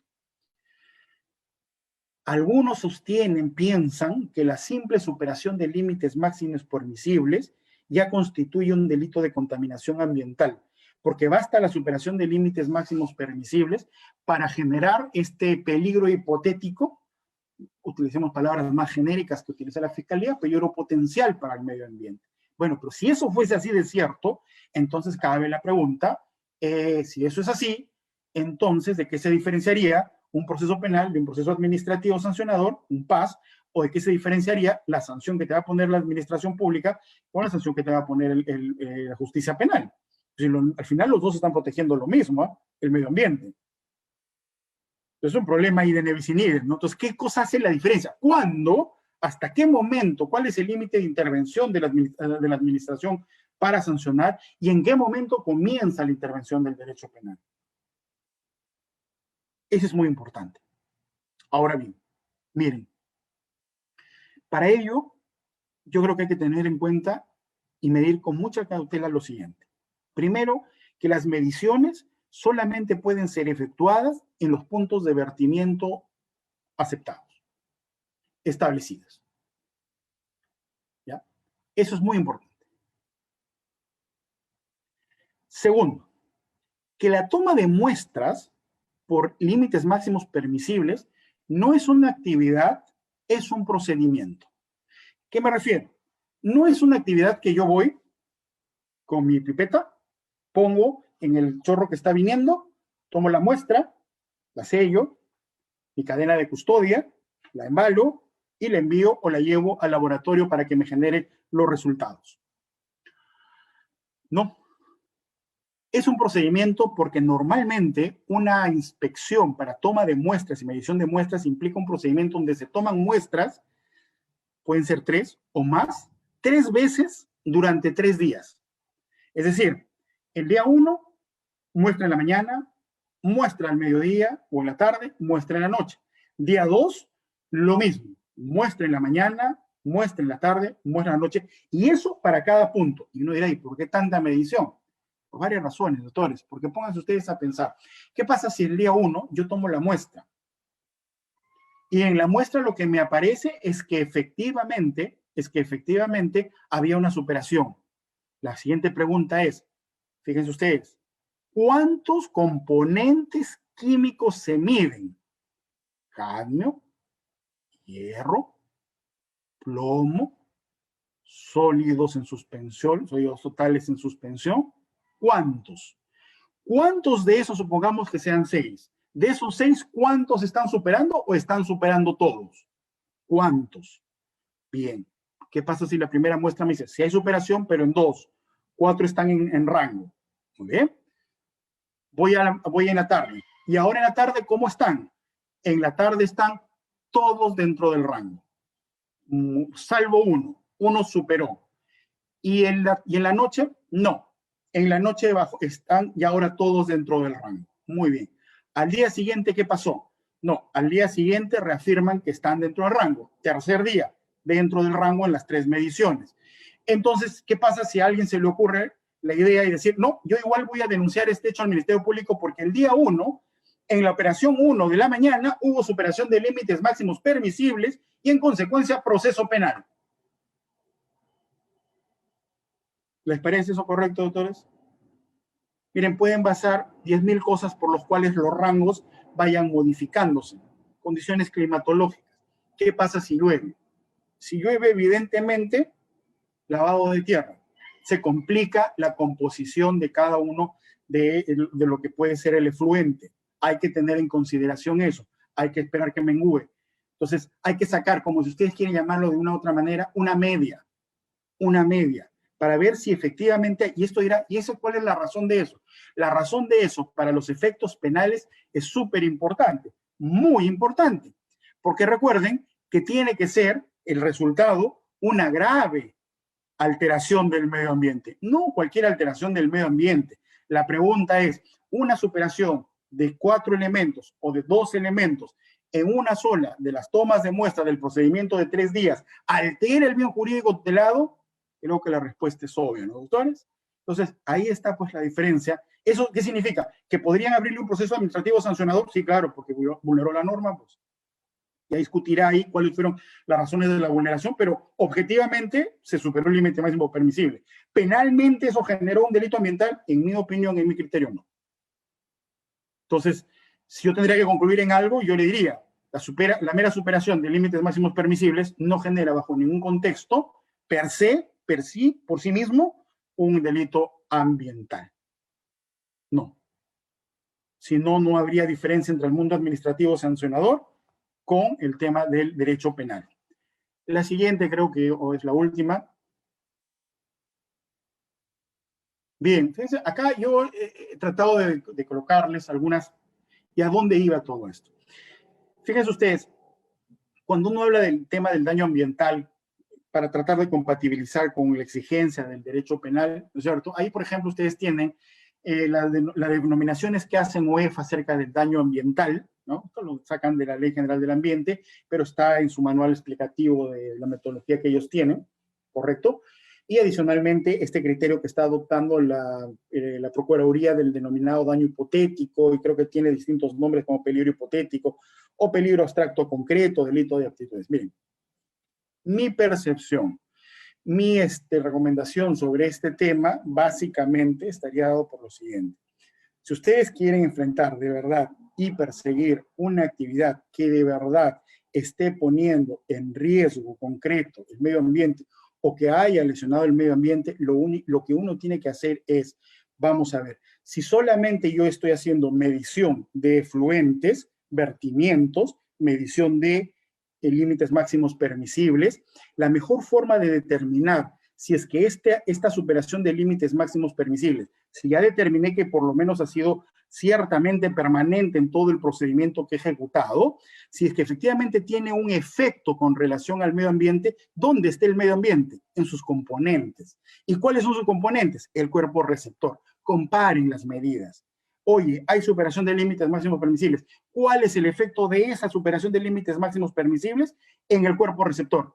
Ha modificado su composición, porque aguas arriba de tu vertimiento, el río está bien, está dentro de los estándares. Desde tu vertimiento y aguas abajo, cambió totalmente, con lo cual yo deduzco que efectivamente tu vertimiento que superó límites máximos permisibles está generando un daño de gravedad al medio ambiente a través de su componente río, por ejemplo.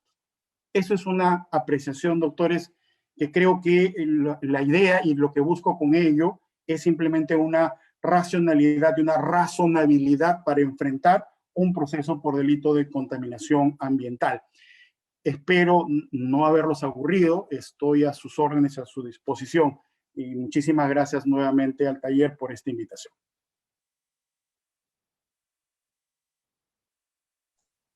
Doctor, muchas gracias. A continuación, ante todo, primero felicitarlo por su clara y profunda, en realidad, exposición, que ha abarcado justamente muchas dudas de nuestros asistentes. A continuación voy a pasar a leer algunas de las dudas. Por ejemplo, doctor, uno de los asistentes, Vidal, nos señala: cuando se produce reiterados derrames de petróleo, la que son de público conocimiento, incluso con proceso sancionador en OEFA, en este caso, ¿puede el gerente ser responsable penalmente? Fíjese, le agradezco muchísimo la pregunta, ¿no? Aquí hay que tener en consideración un contexto que es bien importante. En materia de hidrocarburos, no hay límites máximos permisibles, porque el hidrocarburo per se es contaminante. Per se es contaminante. O sea, una gota es contaminante. Sin duda alguna que la recuperación del cuerpo receptor es más fácil. ¿A qué me refiero? Si ustedes pónganse ustedes a pensar, cuando una relavera de una mina se colapse, cae el relave y debajo del relave hay un río y cae al río, lo que normalmente va a ocurrir, como esto es casi como un barro, como un fango, es mezclarse con el agua. Para empezar hay que esperar a que se decante y que más o menos el peso del relave pueda generar que caiga al piso, es decir, al lecho del agua. Pero esto en materia de hidrocarburos, petróleo, me refiero a petróleo específicamente, claro, la recuperación suele ser más fácil porque el agua, cuando estamos con el componente es el agua donde cae, no al suelo. Con el suelo estamos muy complicados. Vuelvo a repetir, es tan contaminante que no hay límites. O sea, ni siquiera tengo niveles de tolerancia. Es contaminante per se. La recuperación es más fácil si el cuerpo receptor es agua, porque el agua y el aceite no se mezclan, ¿correcto? Por eso que, por ejemplo, pónganse ustedes a pensar, un derrame en el mar, lo que normalmente se hace cuando se detecta la iridiscencia, porque ustedes recordarán de niños cuando hacían estos experimentos, cuando cae aceite al agua, petróleo al agua, se hace como un marco iris en el agua, y eso les permite a ustedes distinguir de que hay aceite en el agua. Entonces, ¿qué es lo que hacen? Se logra neutralizar esa zona a través de la colocación de boyas. ¿Para qué? Para que no vaya más allá de la ciudad. O sea, para que la marea, si es el mar, no lo lleve más externo. Queda dentro colapsado ese tema y luego se le pone determinados elementos químicos que disuelven el aceite. Obviamente, estamos hablando de pequeñas fugas de petróleo. No estamos hablando de lo que ocurrió en el Golfo de México. Ahí no había boyas que pudieran solucionar eso, ni floculantes que pudieran solucionar. Fíjense, eso en primer lugar. O sea, en otras palabras, lo que les quiero decir es, el tema de la contaminación por petróleo es mucho más complicada porque ahí no hay límites, no hay forma, es contaminante per se. La recuperación, si es un tema de agua, es más fácil, ¿correcto? Más fácil limpiarlo porque no se suele mezclar con los cuerpos receptores. Ahora, a la pregunta que me hace, que era el tema ya de la atribución.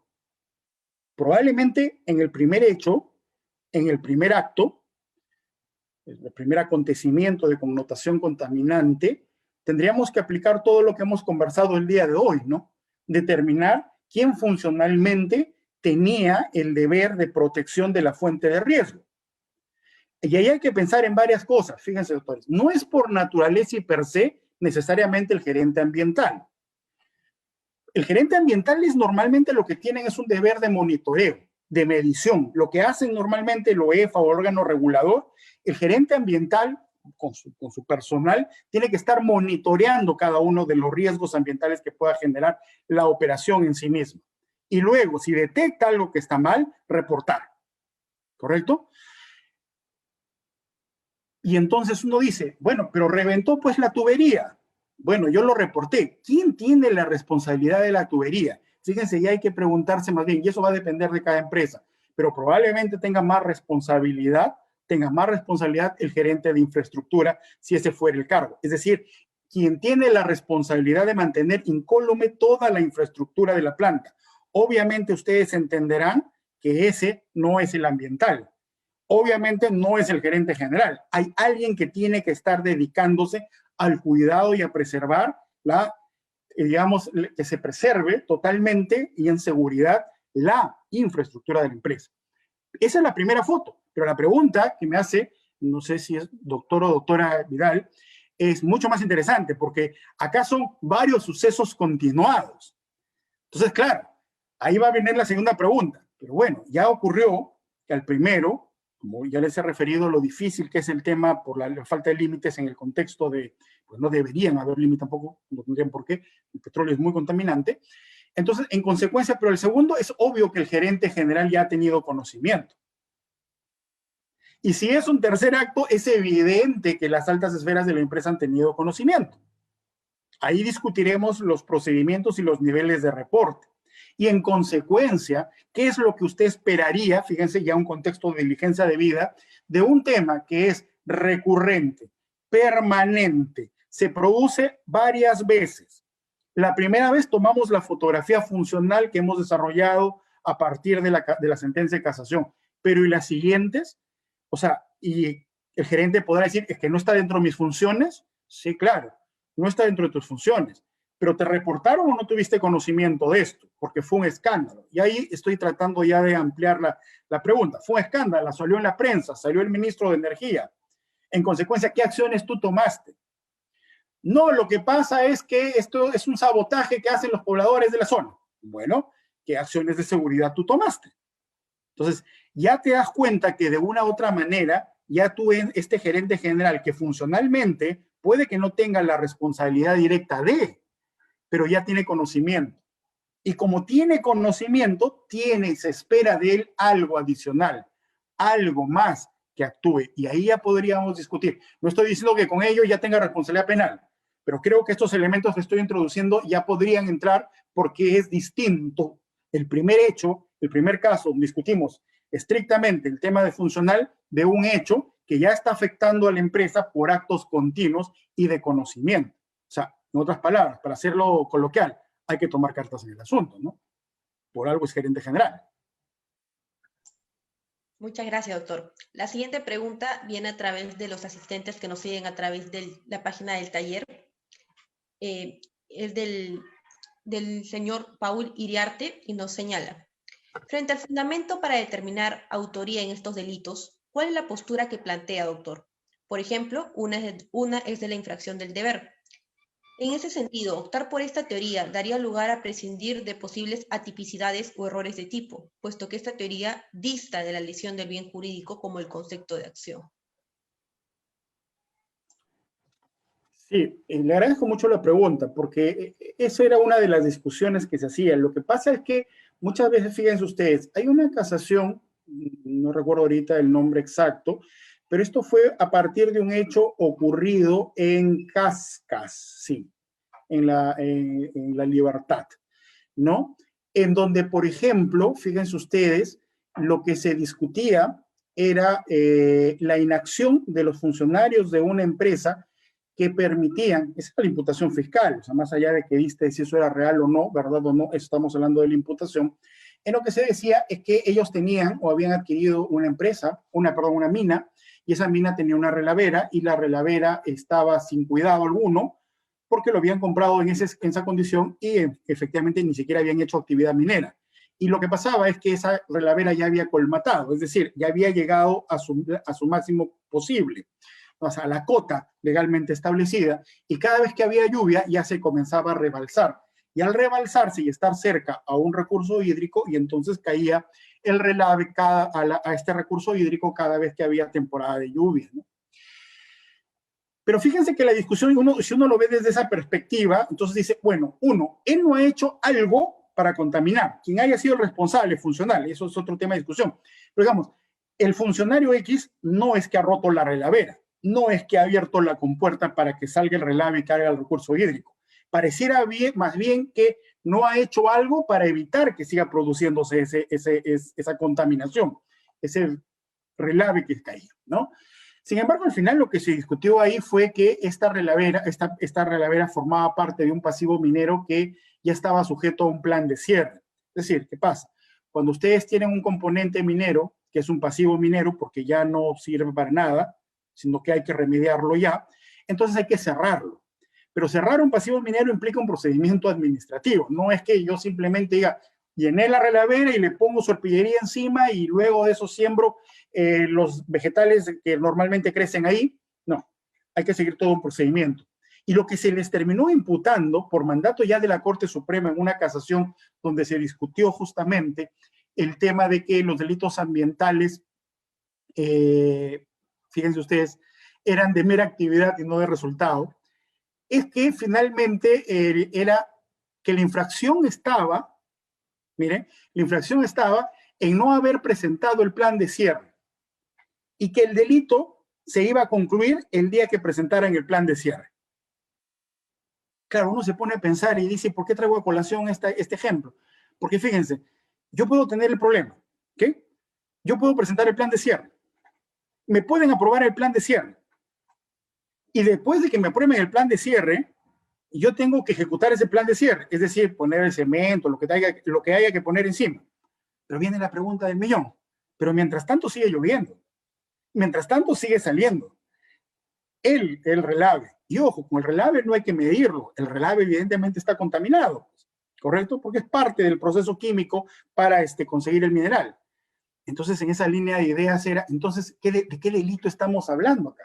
Este era un delito ambiental, pero resulta que el delito es que no he presentado a tiempo mi plan de cierre ambiental, pero no les preocupaba, parece ser, de que pese a que sigamos discutiendo este tema administrativo, cada vez que había lluvia seguía contaminándose.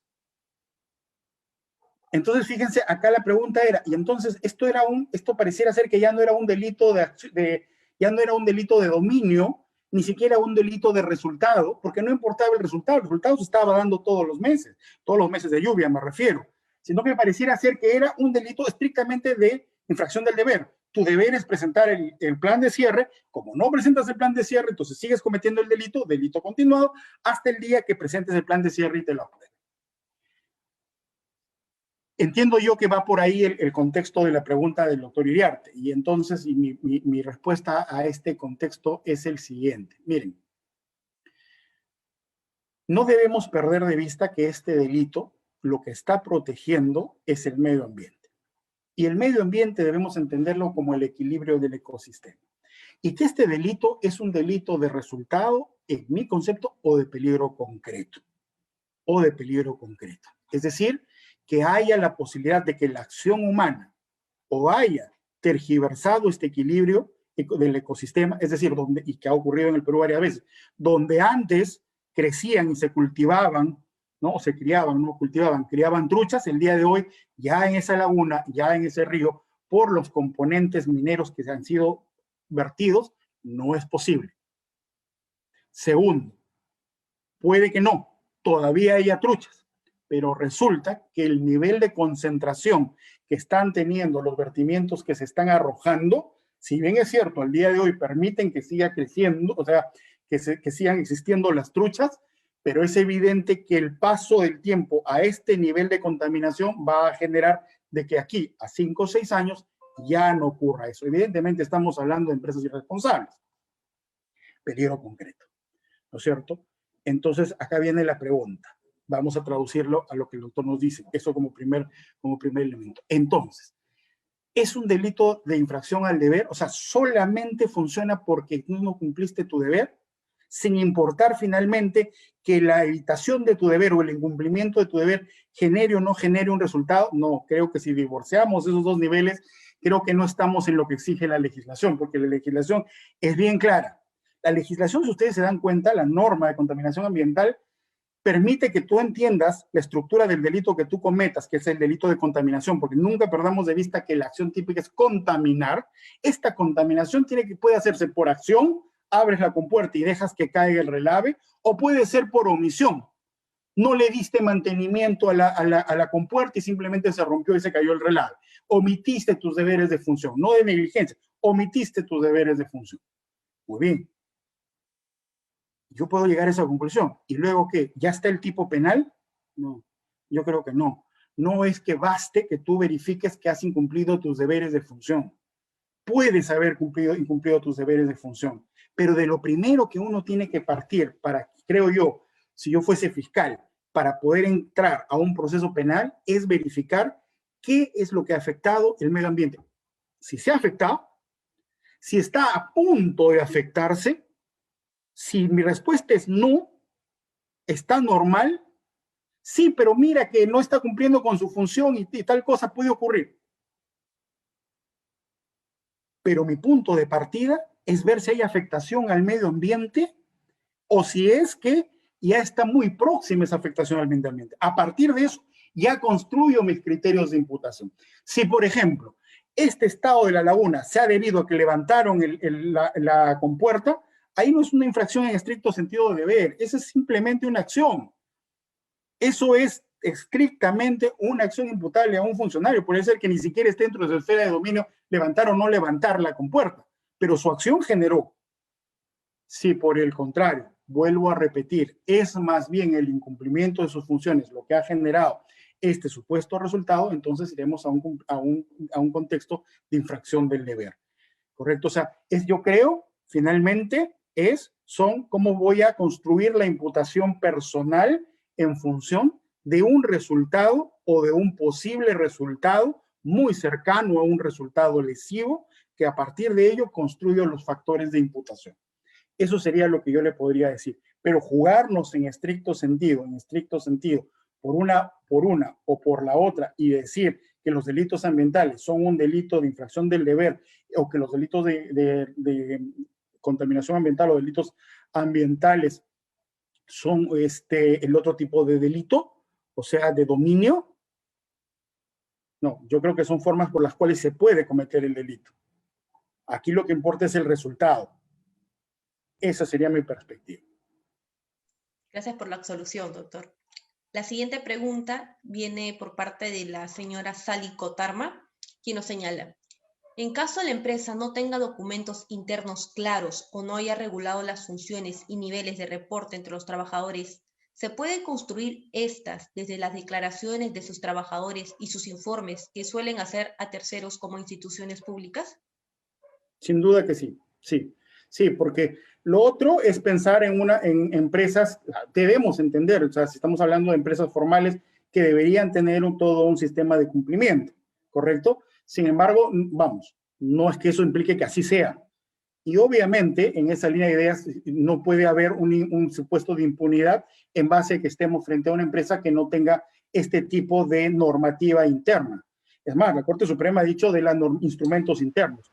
Esos instrumentos internos podrían estar positivizados, pero yo también podría construirlos en función y en base a prueba indiciaria. O prueba directa, porque si es el testimonio de una persona, de un encargado que te dice, yo soy el que limpio, por ejemplo, las pozas de lixiviación de minerales, yo soy el que le doy mantenimiento, por ejemplo, a las piscinas de recirculación de agua.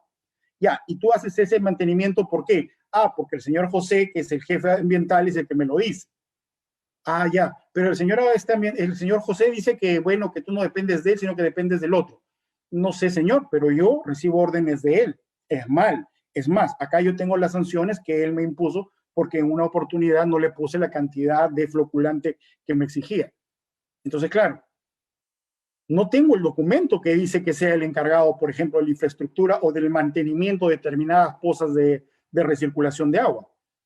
Pero la prueba testimonial, que es prueba directa, o por ejemplo un documento que haya sancionado a los subordinados que directamente se encargan de ello, me permite a mí construir cuál es en estricto sentido la estructura. En este caso será no normativa, pero sí la estructura fáctica de la empresa que se trata.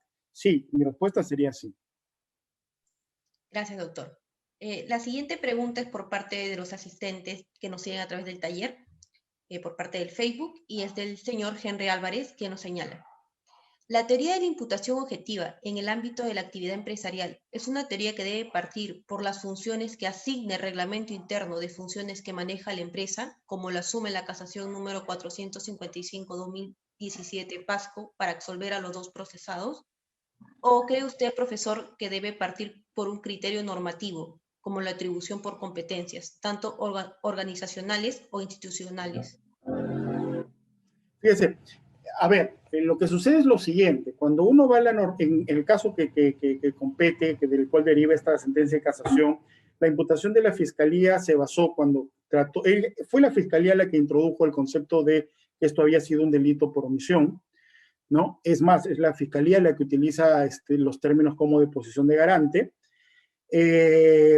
pero cuando trata de verificar cuáles son las fuentes que determinan esta posición de garante, cita una serie de normatividad oficial, pero esa normatividad oficial no le va a decir a usted nunca quién tiene la responsabilidad funcional al interno de tal o cual competencia empresarial. No se lo va a decir.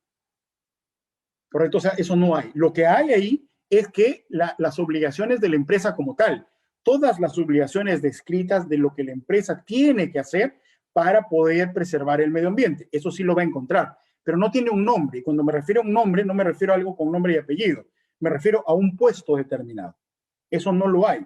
Entonces, por eso es que la Corte Suprema te lo deriva y te dice, finalmente, tú tienes que tener una normatividad interna en donde tú hayas atribuido responsabilidad. ¿Por qué tienes que atribuirla? Porque si ustedes se dan cuenta, es el cumplimiento de la ley, porque la ley dice la obligación, por decir algo, de mantener toda la actividad minera de la planta minera dentro de los límites máximos permisibles en sus efluentes, es una obligación de la empresa.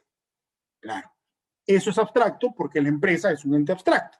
¿Correcto? Entonces, ¿qué tiene que hacer? ¿Cómo actúa la persona jurídica? Deriva esa responsabilidad en determinada persona. Pero no está derivando una responsabilidad, y en eso estoy de acuerdo con la doctora, no está derivando una responsabilidad corporativa, está derivando una responsabilidad legal. La empresa tiene la responsabilidad. Y como ella no actúa, sino es a través de órganos, entonces tiene que derivar esa competencia a un órgano concreto. Es más, yo creo que el órgano regulador, por ejemplo, podría verificar claramente y decir, empresa tal, me siento con el gerente general y le digo, gerente general, ustedes saben que ustedes tienen, de acuerdo a la Ley General del Ambiente, esta y tal obligación ambiental.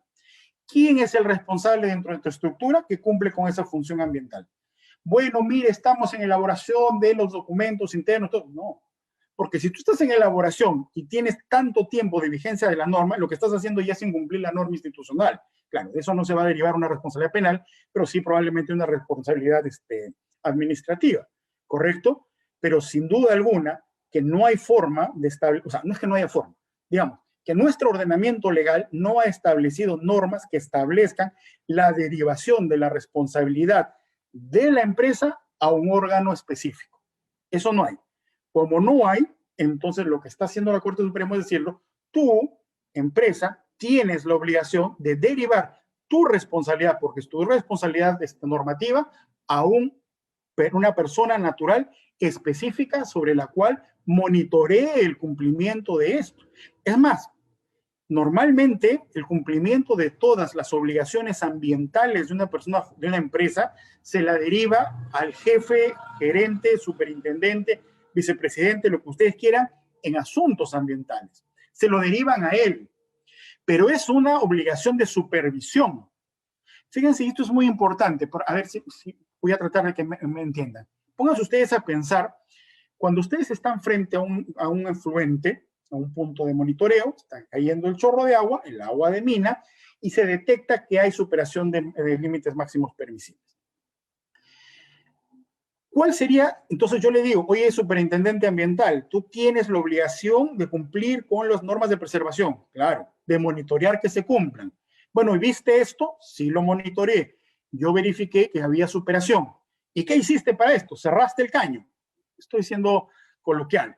Cerraste y lo que les va a decir el superintendente de minas, no, porque yo no puedo cerrar la operación minera, porque si se dan cuenta, ya no es parte de sus funciones decidir cuándo se cierra o cuándo se ejecuta o no se ejecuta una actividad minera. Eso es parte de operaciones, ¿correcto? Entonces, pero sí su obligación es reportar ese hecho, ese hallazgo determinado al área competente. Esa área competente sí tomaría la decisión de cerrar mina, no cerrar mina, cerrar operación, no cerrar operación o mejorar los niveles de producción para evitar que se siga contaminando. Pero si se dan cuenta, todo eso va a depender de una estructura interna. Es muy complicado y muy difícil que esa estructura interna pueda ser definida por la ley. Lo que define la ley es las obligaciones de la persona jurídica de preservar el medio ambiente, bastante detalladas. Lo que hace la empresa es derivar esas obligaciones institucionales y ponerlas en cabeza de un determinado funcionario. Gracias, doctor. La siguiente pregunta viene de parte de Luis Ángel Anco Rivera, quien primero nos señala que la pregunta va a partir de la cuestión probatoria. Y señala lo siguiente: ¿cuál debe ser el contenido adecuado del informe pericial y de qué manera debe ser su valoración?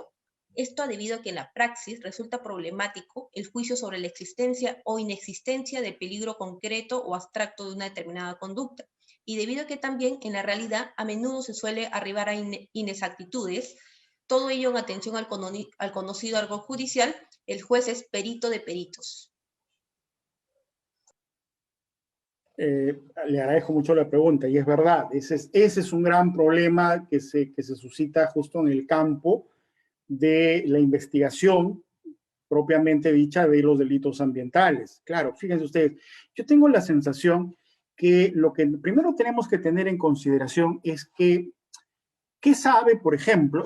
Yo me imagino que se está refiriendo al informe técnico fundamentado. Tiene que haber un informe técnico fundamentado y que normalmente se lo pide a la autoridad sectorial. En el caso de ambiental minero es evidentemente UEF. Pero lo que yo quiero de ese informe técnico fundamentado es justamente que me describa cuáles son las obligaciones que tiene la empresa. Yo lo que necesito que me diga es a qué estaba obligada la empresa. Y esa obligación, doctor, fíjense, no es una obligación abstracta de cuide del medio ambiente para que haya una relación social permanente y duradera entre la producción y la población. No, no, no. No estamos hablando de abstracciones. Cada empresa minera, cada actividad minera, ¿cierto? Siempre ha nacido con un estudio de impacto ambiental. Es decir, antes de iniciar sus actividades, ha hecho un estudio pormenorizado del impacto que va a tener sus actividades, no solamente con el medio ambiente y sus componentes, sino también con el impacto social y el impacto económico de la actividad. Y a partir de ese estudio de impacto ambiental se van fijando una serie de obligaciones, por decirles, ¿no? Yo puedo establecer un estado de impacto ambiental que justamente donde yo voy a hacer la explotación, y va a ser una explotación a tajo abierto, hay en las proximidades ¿qué les puedo decir? Un ojo de agua.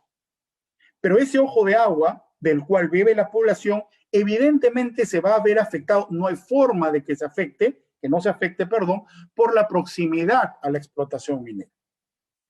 En consecuencia, en el estudio de impacto ambiental y en los instrumentos ambientales es evidente que yo puedo, a través del órgano regulador, llegar a establecerse una obligación, por ejemplo, de canalizar ese ojo de agua, de trasladar ese ojo de agua o, de ser el caso, de proveer de la misma y de la calidad exacta de agua a la población que se vería afectada por el cierre de ese ojo de agua.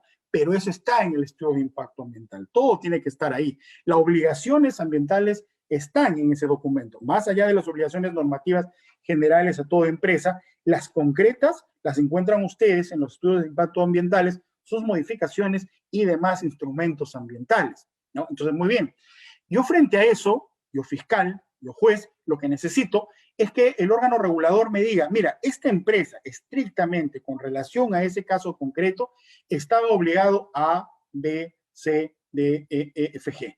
Por ejemplo, yo había obligado expresamente a esta empresa que si bien había comprado una mina antigua y que sus ductos de efluentes estaban muy antiguos porque ya tenían tubería de metal, en consecuencia de acero, yo le había dicho que tenía que, en un periodo de 5 o 6 años, tenía que cambiarlas por concreto armado. Y el día de hoy, donde ustedes han hecho el punto de toma de muestra, lo que se ha verificado es que tienen la misma tubería de acero y que adicionalmente está carcomida, corroída y en algunos puntos hasta faltan y se utiliza simplemente el hecho del suelo. Son elementos, ustedes se dan cuenta, no opinativos, sino son objetivos. Tú tenías esta obligación y no la has cumplido. Ese es el primer elemento que tiene que tener todo estudio de impacto ambiental, las obligaciones genéricas y las obligaciones concretas que tenía esta empresa. El estudio de impacto ambiental, perdón, el informe técnico fundamentado no me va a decir que esta es la responsabilidad de tal o cual funcionario. Me está hablando de la empresa como tal, de la infracción a la normatividad como tal. El gran problema viene en el momento que valoran. Y digo gran problema porque nosotros no podemos perder de vista que un perito es justamente un testigo que no le consta nada y de lo que más me interesa de ese testigo es la valoración que tiene. No relato de hechos. No puede relatar hechos porque a él no le consta absolutamente nada. Lo que él es una especie de perito, ¿no? Es un perito normativo y es un perito técnico especializado en materia ambiental. Y entonces comienza diciendo, ¿no? Del estudio de las muestras se ha verificado que efectivamente había superación para tales y tales componentes. El hecho de, y luego te dicen, ¿no? La definición de los límites máximos permisibles son establecer los puntos tolerables de contaminación ambiental. ¿Por qué? Porque se ha determinado que la excedencia sobre esos límites, o esos límites, generan ya un peligro potencial para el medio ambiente. Claro, pero si se dan cuenta, ahí me está dando una respuesta absolutamente abstracta. Es lo que dice la norma. Eso es aplicable acá y en cualquier país que tenga el mismo mecanismo de límites máximos permisibles. Entonces, con lo cual es un informe negativo, porque si me dice, si lo que te está diciendo es, ya superó límites máximos permisibles, y como superó límites máximos permisibles, ya generó riesgo para el medio ambiente, entonces poco más y ya generó la completitud del tipo penal. Sobre todo si el señor juez o el señor fiscal adoptan una posición de peligro potencial, ¿no? Lo que se le pide, lo que yo creo que es importante y que el juez, yo creo que más importante que el informe técnico fundamentado, voy a regresar sobre ese punto, que creo es muy importante, es que esta persona, las personas que firman el documento, número uno, tienen que haber hecho el informe técnico fundamentado en campo, no en gabinete, no en función de los informes que hayan obtenido el perito de la fiscalía, el otro perito que tal día fue, el informe del ALA, y que luego le envían a una autoridad regulatoria y él emite un informe técnico fundamentado en función de interpretar otros informes. No, yo soy enemigo absoluto de la tercerización del peritaje, pues. Ya el peritaje es una tercerización porque el peritaje no le consta nada, pero por lo menos lo que tiene que hacer para que sea un informe técnico fundamentado real es que, exigencia número uno, quien lo firme tiene que haber estado en la zona. Tiene que conocer el lugar. Y número dos, tiene que decirme, no en abstracto que es la sola, porque ustedes van a ver informes técnicos fundamentados donde casi siempre son copia y pega de la parte normativa, pues porque no es que es la misma normativa, eso no cambia, entonces lo van acoplando a cada informe que emiten. No, necesito yo como juez, yo como fiscal, que me digas, eso que tú hablas en genérico y abstracto, tradúcemelo al campo, al caso concreto. En el caso concreto, esta superación de límites máximos permisibles generó este impacto ambiental del que tú me mencionas, ¿sí o no? Esa es la exigencia. Y tercer punto, agradezco la pregunta del doctor Anco. Y el tercer punto, creo yo, que si la pericia en la cual va a sustentar su acusación, si fuese esa la decisión del Ministerio Público, o sea una de las pruebas que va a valorar el órgano jurisdiccional para emitir su decisión, creo que es importante exigirle que este informe, por más de que utilicemos los conceptos de prueba institucional, porque lo hace el Estado y que goza del principio de veracidad y todo lo demás que ya conocemos sobre las famosas pruebas institucionales, creo que tiene que haber injerencia. No digo que tengan una posición de que puedan observar, no, que puedan observar, es decir, la fundamentación sí, pero la actividad que realizan estas personas puedan tener acceso a las mismas, tanto los peritos de los investigados como los peritos mismos, si es que fuese el caso, de los actores civiles. Porque claro, estamos poniéndonos en el supuesto de que haya un informe del órgano competente que sea contrario a los intereses del investigado. Pero ¿qué pasa si son al revés? Favorables al investigado y contrarios a las víctimas, o a quienes se han constituido un actor civil, si es aparte del Ministerio Público, ¿no? Sobre todo el tema de la Procuraduría. Entonces, ¿no les parece a ustedes razonable que si este va a ser uno de los elementos de prueba más importantes, que juegan uno de los roles más importantes dentro de un proceso de contaminación ambiental, que las partes puedan tener por lo menos acceso a poder entrevistarse con estos peritos, exponerle su posición y aportarle los elementos de prueba que crean conveniente, más allá que si después de eso se pueda generar una confrontación? Ese es otro cantar. Pero yo creo que, siendo el elemento muy importante, como lo ha destacado el doctor Anco, creo que ahí hay un problema muy delicado con relación al derecho de defensa. Reitero, no solo de los investigados, sino inclusive de los actores civiles. Muchas gracias, doctor. Nuestra antepenúltima pregunta viene por parte de Juan Aguilar Gamboa, quien nos señala que su pregunta está referida a la aplicación de las nuevas tecnologías de protección ambiental. Y la pregunta es, ¿por qué el gobierno no realiza inversiones en el estudio de nuevas tecnologías como investigaciones en bacterias que degradan petróleo como la Alcranivorax porcumensis? Sí, fíjense usted, es bien interesante lo que usted señala, ¿no? Porque estas tecnologías, por ejemplo, es curioso porque incluso Ecuador tiene el manejo de elementos químicos que degradan mucho más fácilmente el petróleo cuando hay un derrame que los que utilizan las empresas peruanas. Yo lo que creo, a ver, francamente, es que parte de la exigibilidad que uno tiene que hacer cuando entrega una concesión, ¿no? Yo no soy ningún intervencionista, ni mucho menos, todo lo contrario, ¿no? Pero sí creo que hay ciertos niveles. Yo otorgo una concesión y en la concesión yo tengo que otorgar, por lo menos, ¿no? En los instrumentos ambientales, cierta exigibilidad, una exigibilidad de qué elementos como mínimo yo debo tener con relación ante el posible impacto negativo de un derrame de petróleo. E incluso podría yo establecer como una cláusula dentro del contrato de concesión un determinado presupuesto para que haya innovación tecnológica en productos, como señala muy bien el doctor Aguilar, de degradación de petróleo. Por ejemplo, en el Perú a veces se utiliza detergente para degradar el petróleo. No digo la marca para que no haya una publicidad al respecto, pero se utiliza detergente utilizado normalmente por nosotros cuando lavamos nuestra ropa, que se utiliza como degradante del petróleo, ¿no? Entonces, creo yo, a ver, no sé si sea una obligación del Estado, creo yo que podría ser válidamente una obligación que se traslade al concesionario, porque es una obligación, creo que razonable. Fíjense ustedes, pónganse ustedes a pensar. Seguridad en el trabajo. Entre las normas de seguridad del trabajo hay normas específicas que a ustedes les exigen, a las empresas les exigen, que tengan determinados elementos de salud y de emergencia. Ya, me pongo en el piso, pues, un botiquín. Pero te exijo que tengas un botiquín, pues, ¿no? Tengas un botiquín. Ya, si vas aumentando el nivel de trabajadores, ya te puedo exigir postas, ya te puedo exigir un médico, ya te puedo exigir otros aditamentos adicionales, ¿no es cierto? Muy bien, entonces entre esa misma línea de ideas, no se le puede exigir dentro de un contrato de concesión a una empresa que pueda, número uno, contar con un nivel, un estándar de calidad respecto a elementos que sirvan para paliar un posible impacto ambiental, como por ejemplo el vertimiento de petróleo, y segundo, de reservar una determinada cuenta, un determinado porcentaje, un presupuesto para innovación tecnológica, que al fin y al cabo va a repercutir en su propio beneficio.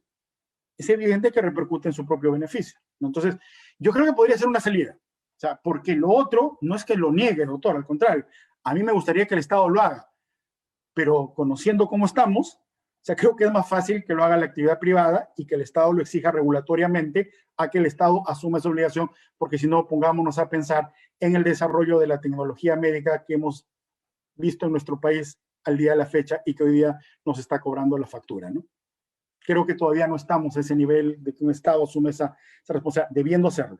Entonces, mientras tanto, ¿qué? ¿No hacemos nada? No. Creo yo que podríamos trasladar, vuelvo a repetir, esa obligación hacia la concesionaria, ¿no? Pero con las reglas claras.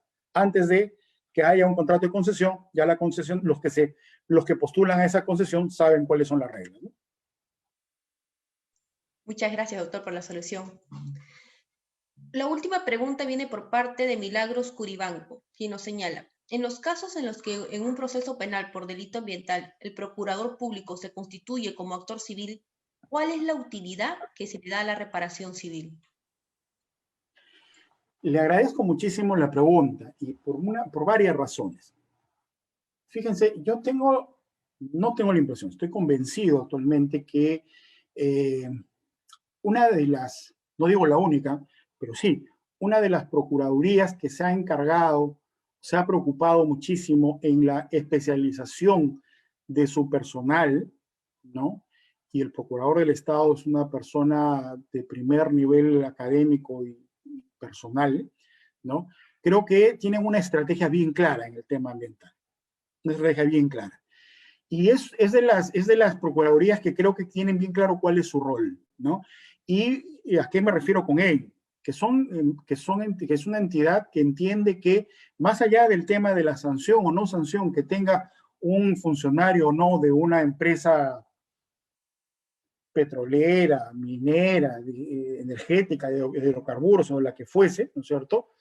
Más allá de cualquiera de esas situaciones, es importante y su rol es justamente dos temas: remediar lo que ha acontecido, o sea, si ha habido un impacto ambiental negativo, hay que remediarlo, y segundo, hay que resarcir al Estado, porque debe entenderse, ya ese es un tema interno, pero debe entenderse que el resarcimiento que se hace al Estado por la condena, no por la condena, porque hoy día la pretensión resarcitoria no es no depende de la pretensión punitiva, es autónoma la misma, pero que ese pago que se haga repercuta justamente en la remediación del daño causado, ¿no? Pero yo lo que sí le puedo decir es que son funcionarios que de verdad tienen bien claro el interés del Estado, porque están muy bien, ¿cómo le diría? Con una dirección hacia conseguir el mejor resultado de resarcimiento patrimonial para el Estado. Y eso tiene muchas implicancias, y les voy a decir por qué. Y creo que al final es una de las muy buenas formas de racionalizar los procesos penales. Ustedes miran cómo. Miren, a ver, es muy complicado. No es que sea complicado, pero es difícil, ¿no es cierto?, que uno se ponga a pensar, cuando me estoy refiriendo obviamente a empresas formales, ¿no? Bueno, no digo que no ocurra, pero digamos, en lo normal una empresa formal pues no va ahí y contamina porque se le ocurra, ¿no es cierto? O sea, dolosamente, por lo menos con dolo directo, ¿no? Podremos discutir las otras estructuras, pero es muy complicado, ¿no? Entonces pónganse ustedes a pensar, muchas veces puede ocurrir que sean por estructuras culposas. Pero en una de las estructuras culposas, el Código Procesal Penal le da a ustedes una salida importante, que son los acuerdos reparatorios. Entonces, si ustedes tienen, por ejemplo, tendríamos una procuraduría que no le interese, que haya perdido el norte de cuál es su función, que es buscar el resarcimiento al Estado, y que piense más bien que es un colaborador del fiscal para la búsqueda de una condena, entonces estamos perdidos. Nadie va a ganar en ese contexto. Pero si la Procuraduría tiene bien claro cuál es su función, que es una pretensión resarcitoria y satisfacer el daño causado al Estado, puede válidamente, por ejemplo, llegar a un acuerdo con a quien se le está imputando este delito y llegar a un acuerdo reparatorio. Y si en ese acuerdo reparatorio, fíjense, esto es una composición de voluntad, si en ese acuerdo reparatorio también interviene el Ministerio Público y considera que la acción no es dolosa, no tiene elementos, si los tiene, ni hablar. Ese no es el camino, ¿correcto? Pero si tuviera esa oportunidad de calificar esto como culposo, la pregunta es bien fácil. Todos llegan a un acuerdo reparatorio que genera un archivamiento, un sobreseimiento de la investigación, pero si ustedes se percatan, ustedes dirán, sí, la empresa ganó porque no hay presos. Si lo ven desde esa perspectiva, puede ser, pero también mírenlo desde la perspectiva de, obviamente, de que el Estado también consiguió el resarcimiento del daño y dentro de ese resarcimiento la remediación del daño ambiental causado. Por ejemplo, pongan ustedes a pensar en un tema de desbosque, la plantación del doble de cantidad de árboles cortados. Obviamente si hubiera sido culposo, difícil, ¿no? Pero bueno. Pero pónganse ustedes a pensar en eso. Entonces, yo sí creo que desde una perspectiva actual, yo sí creo que la Procuraduría está jugando un rol bastante importante. Creo que es una de las pocas procuradurías que tiene bien claro cuál es su rol, que es la persecución de la pretensión resarcitoria y que actúa en función de resarcir el daño causado al Estado, en tanto este exista, claro está, y luego de que se remedie el daño causado, ¿no? La remediación ambiental, que no es resarcimiento, es la remediación ambiental, ¿no? En la medida que eso fuese así, o sea, adelante, ¿no? Creo que es importante esta función porque al final puede, como vuelvo a repetir, si se utilizan los mecanismos adecuados, generar una puerta adicional para despenalizar el conflicto. Doctor, le agradecemos en nombre del Taller de Derecho Penal Económico de la empresa, primero que nada por la solución a las preguntas de los asistentes, tanto por parte vía Zoom como por parte también del Facebook Live. Asimismo, felicitamos la exposición que ha brindado el día de hoy, no solo viendo desde un panorama teórico, sino también a través de los casos prácticos, ¿no? Como la sentencia que nos has mencionado. Y a través de ello también a nutrirnos sobre este tema y explayarnos también un poco más, ¿no? Sobre la importancia de este tema, que también aunado a las preguntas de los asistentes, ha ayudado también no solo a quedarnos en lo que usted el día de hoy nos ha querido transmitir, ¿no? Sino otra vez explayarnos un poco más sobre algunos temas que tal vez por el tiempo ha quedado muy corto dilucidar, ¿no? Por ello también agradecemos a los asistentes por su activa participación. Y le pedimos por favor que se quede un momento para hacerle llegar el reconocimiento por parte del taller.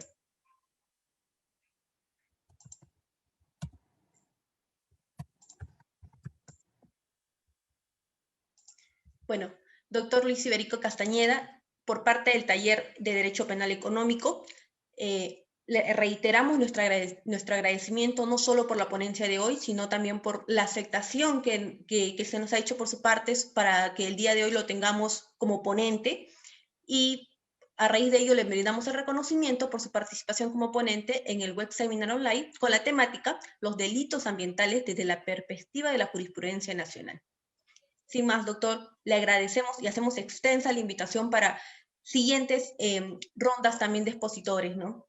Doctor, por favor, le cedo el uso de la palabra para que pueda despedirse de los asistentes.